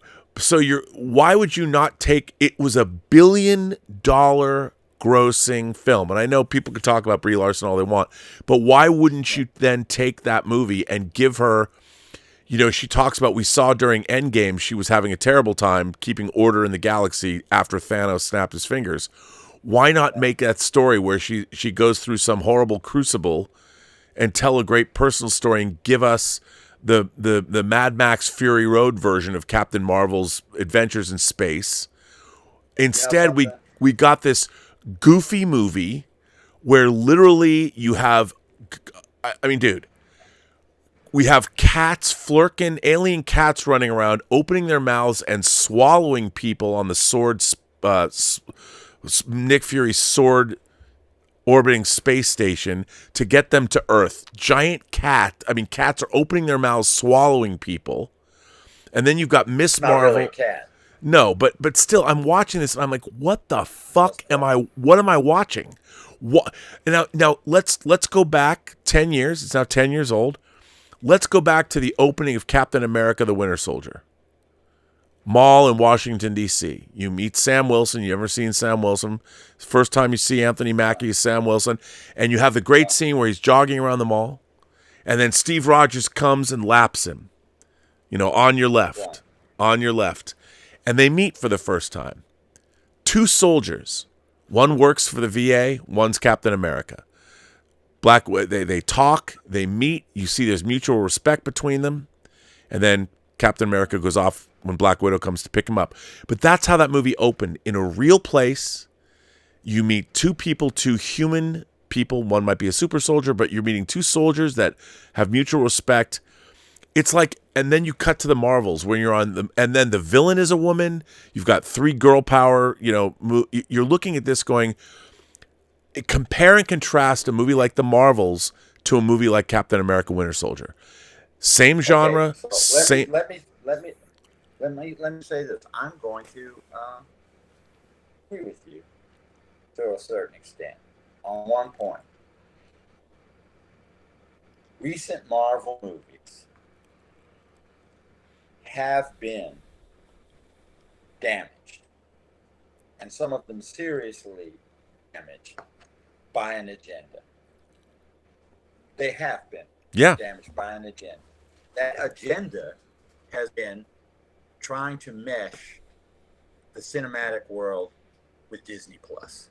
Yes. That's the agenda. 100%. 100%. Casting, not all we've got women, all we've got, no. As we've determined through this discussion, you can have characters that are beloved, and in the past were beloved. But the fact is that the quality of the product dipped because they're trying to do too much of it and trying to connect, trying to expand the universe way too much. It was already a challenge to expand that universe. And now let's expand. But that has been... Uh-oh. Darren, come back to me. Well, while we wait to get Darren back, I will say that Bruce Lum sends in a super chat and says, let me make sure and see if I can get Darren back. No, he fell out. Maybe he'll be back. I'll go full screen on this one. So Bruce Lum sends in a super chat. Very nice of you. Thank you, Bruce. Says, okay, do we have your back? Are you back? Yeah, we lost you. Hang on. Go ahead. 10 times detrimental to the quality of Marvel's product than in casting decisions, or the fact that a couple of guys have a pet kiss in the at airport. Oh, of course. All that's true. But that's wait. The stuff. But wait a minute. The stuff that I complain about being complained about. No, and I agree with you. But if you look at Captain Marvel, for me, from a storytelling perspective, I was going on about verisimilitude. They made that movie. Yes. They made that movie as if the audience was like teenage girls watching it. Every creative decision that was made in that film, okay, let's make the villain a woman. Let's have these three girls, and when they're getting together, they don't act like real. Like in the Marvel Cinematic Universe, you believed Sam Wilson and Steve Rogers, when they meet, are real people. When Sure. Steve Rogers goes to the VA to see Sam Wilson later in that movie, you believe what's happening there takes place in our world, a real, credible world. Nothing in the Marvels felt real. I didn't believe a shred of that movie. I didn't believe the way people talked. I didn't believe the way the movie was lit. I didn't believe the way the movie was shot. And when I'm watching Flerken swallowing people on the Sword Space Station and Sam Jackson's Nick Fury's running around kind of like a dolt, you know, they've completely neutered him. And then I'm watching the way that, and I liked Amon Villani. I like the Miss Marvel TVs. I like that show. I love the family interaction. This is no longer, it's taking place in movie world. There's not one shred of the reality that we got in a movie like Captain America Winter Soldier. By the way, I felt this way in Quantumania. I felt this way in Thor Love and Thunder. I'm watching these movies. I'm like, I'm so fucking checked out from this bullshit. I don't believe a word. Bad run. And these movies are fucking terrible. And I'm looking at these going, these were the best. You go to Infinity War and Endgame, these are some of the best fantasy films ever made. And I'll tell you something. One of the great payoffs in fantasy cinema history is when Captain America is standing there at the end of Endgame in front of Thanos, and you hear Sam Wilson's voice saying what Steve Rogers said to him on your... Dude, I'm getting chills right now. I'm getting chills right now. The portal scene with Alan Silvestri's music and the portals open on your left. Dude, they built up to that over movie after movie after movie. And I'm getting chills, man. I'm feeling the whole... I'm feeling possessed. That's why we watch these movies. And when I see what's happened to Marvel, part of it, like you said, is we have to make but I also am like, why the fuck? And this has nothing to do with, why are you hiring a director who the last thing that they've done is the Candyman movie? A person who directed a Candyman reboot is not qualified to make a $250 million special effects extravaganza.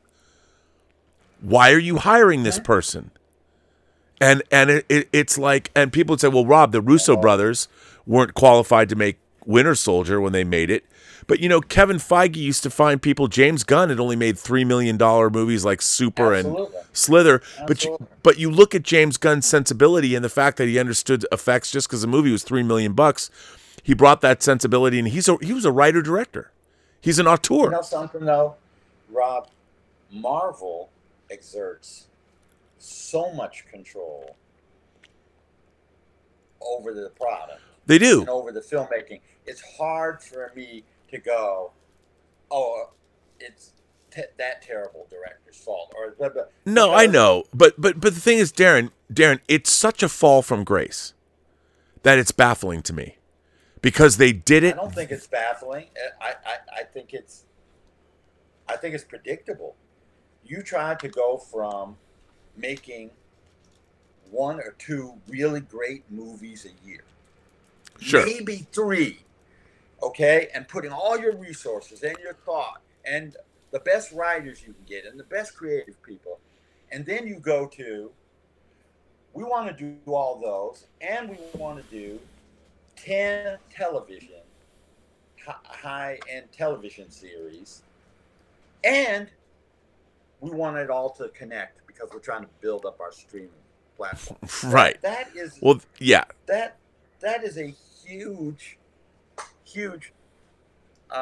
problem because you're stretching your creative people way, way too thin. I think Kevin Feige is probably going to go down as maybe the greatest executive producer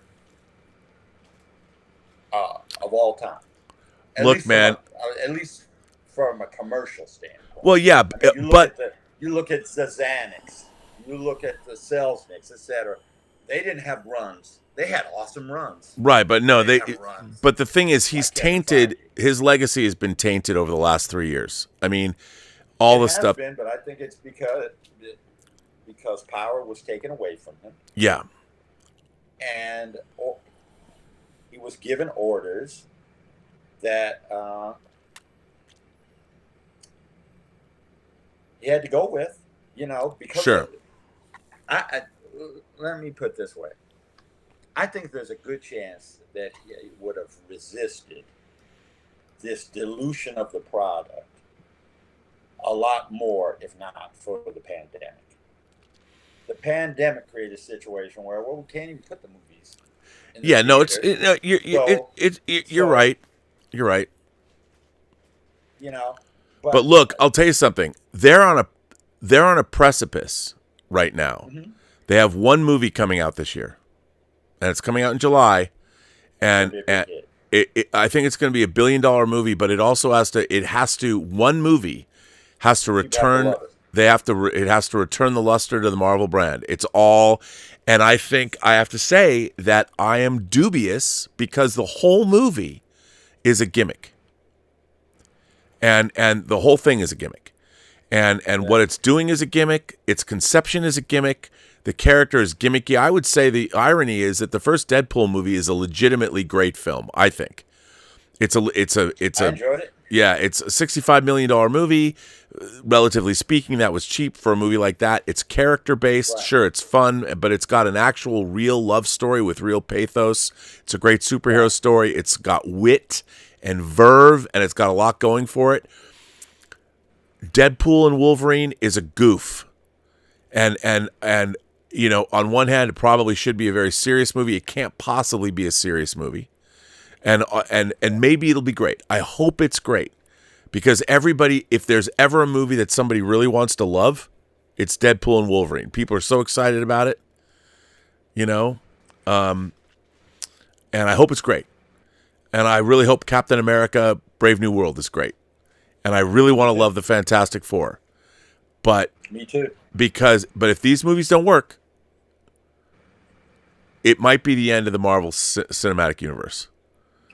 Well, we know that the Marvel Cinematic Universe is going to end eventually because every franchise in movie history has ended eventually. And this has been financially the most successful one ever. It's passed up James Bond to be the most successful franchise ever. And it is not going to, it's impossible to sustain that level of success or even that level of quality. You think we're going to get another 15, 20 years of brilliant Marvel movies? No, that's not going to happen. I'm just hoping that they can make some good films on characters that I haven't seen done well yet. I'm a huge fan of the Fantastic Four, have been ever since I was a little kid. Yep. And there hasn't been a good Fantastic Four, a really good Fantastic Four movie yet. And I'm hoping for that so badly, you know. And whatever decisions they're making, I'm willing to see how it works out. Whether it's casting a female Silver Surfer or some people have problems with Mr. Pascal, you know, being Reed Richards. I myself, I'm like, isn't he a little old? Well, yeah. He's a great actor, too. We'll see. That's my problem with him. I don't know what problems other people have with him, but age would be... I want to we got to end this show because I've got to get up at 6 o'clock in the morning, drive to San Diego. No problem. But Bruce Lum sends in a super chat. I didn't read this, but Bruce Lum says, "Hi, Rob. Netflix Three-Body Problem adaptation was great with the intro of the Oxford Five. Yi Wenji's backstory was too brief. A brilliant physicist, a problem solver, but then she sends that invitation when she loses all hope for humanity." Yeah, it's true. I mean, you could have spent a lot more time developing it, but I thought the pacing, it did, but yeah, you're not, I don't think you're necessarily wrong, but I mean, I did like the brisk pace of it all. I like the Three-Body Problem quite a bit. I've watched it almost 3 times now, all the way through. Have you really? Yeah. And the first 2 episodes are not particularly, it really gets going when it gets to episode 3, but you read the book, so you already know. Yeah. So. I've read the book. 1001 Johnny, this is a good place to end this, says, "You must stop watching just everything and only what you can handle. Make exceptions for when you get to watch with people, either together or over the phone. But if you must watch one thing, it should be the new Ultraman. 1001 Johnny is our Ultraman fanatic. He knows more about Ultraman than anybody I've ever met in my life. Way to go, He John. knows more about Ultraman than I know about Star Trek. So, I find that very hard to believe.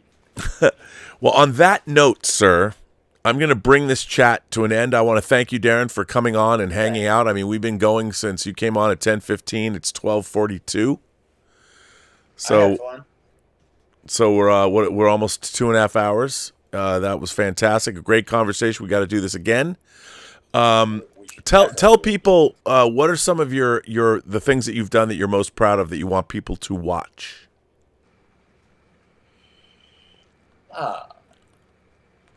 Very proud of Menace to Society. People watch that. Very proud of Tales from the Hood. Very proud of 11:45. Very proud of my film Caught Up, which few people have seen, but you can catch on TV. What's it called? What was that? You got cut off there. Caught Up. Caught Up. Yeah, very crazy film. Virtually everything I've done, I'm proud of to some extent. From a whisper to a scream, my first movie, very low budget, but we had Vincent Price in. Yep. And to a horror geek like me, that's absolutely incredible. So, been in this business now since '85, and I like some of the stuff I've done. I love, and other things I love parts of it. And a few things didn't work out. But I love filmmaking. I love film watching. And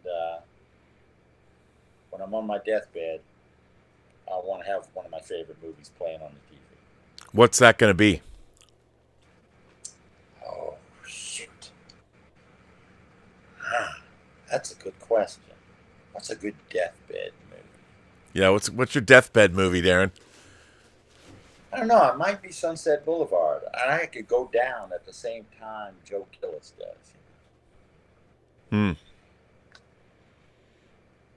don't know. I have to think about that. I'm not saying it's my...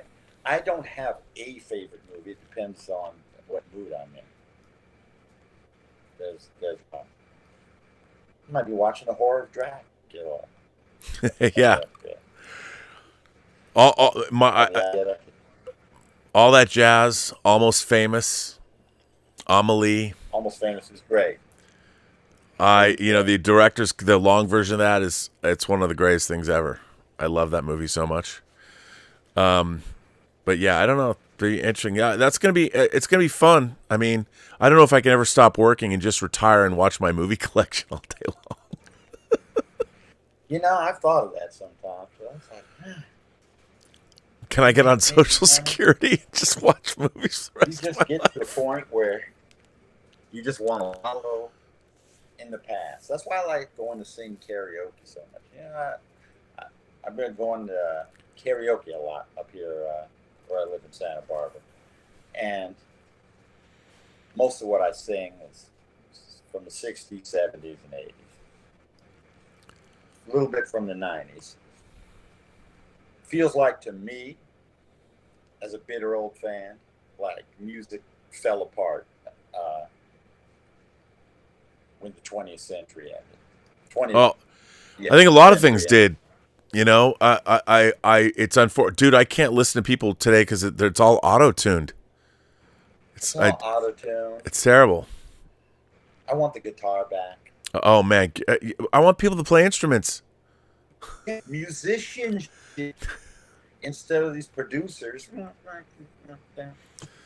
Yeah, man. I don't know. Well, on that cheery note, films on our deathbed. Art died at the end of the 20th century. We'll come back and try to resurrect next time. Yeah, we're going to be doing. In the meantime, I'm going back to doing an audio drama which is actually very, very cool. So, Looking yeah. forward. I want to thank everybody for sticking with us and supporting this channel generously via super chats and tips. There will be no member call because I'm going to San Diego to this writers event tomorrow. That one of my fellow producers on White Devils, which is coming. I was adding grain to White Devils this week, and it looks great. So, Well, I want to thank everybody who watched and listened to me rant. yes, and Darren's one of my oldest friends in LA. I've known you for decades now, and a real privilege to have you here. And I want to thank Tom Jr. Jackson and my moderating staff for being here, and all the people that have been watching the channel. We have a lot of new viewers, a lot of new members, a lot of new friends, which has been really fun and gratifying. So thank you for that. And on that note, again, to be honest, I don't know for the rest of the weekend. I don't know if I'll be able to do Let's Get Physical Media. I'm going to be gone in San Diego, so no show tomorrow. But yeah. And on that note, I will say, remember, every person you meet has a story to tell that you have yet to hear. And all you have to do is listen. And on that note, have a better night.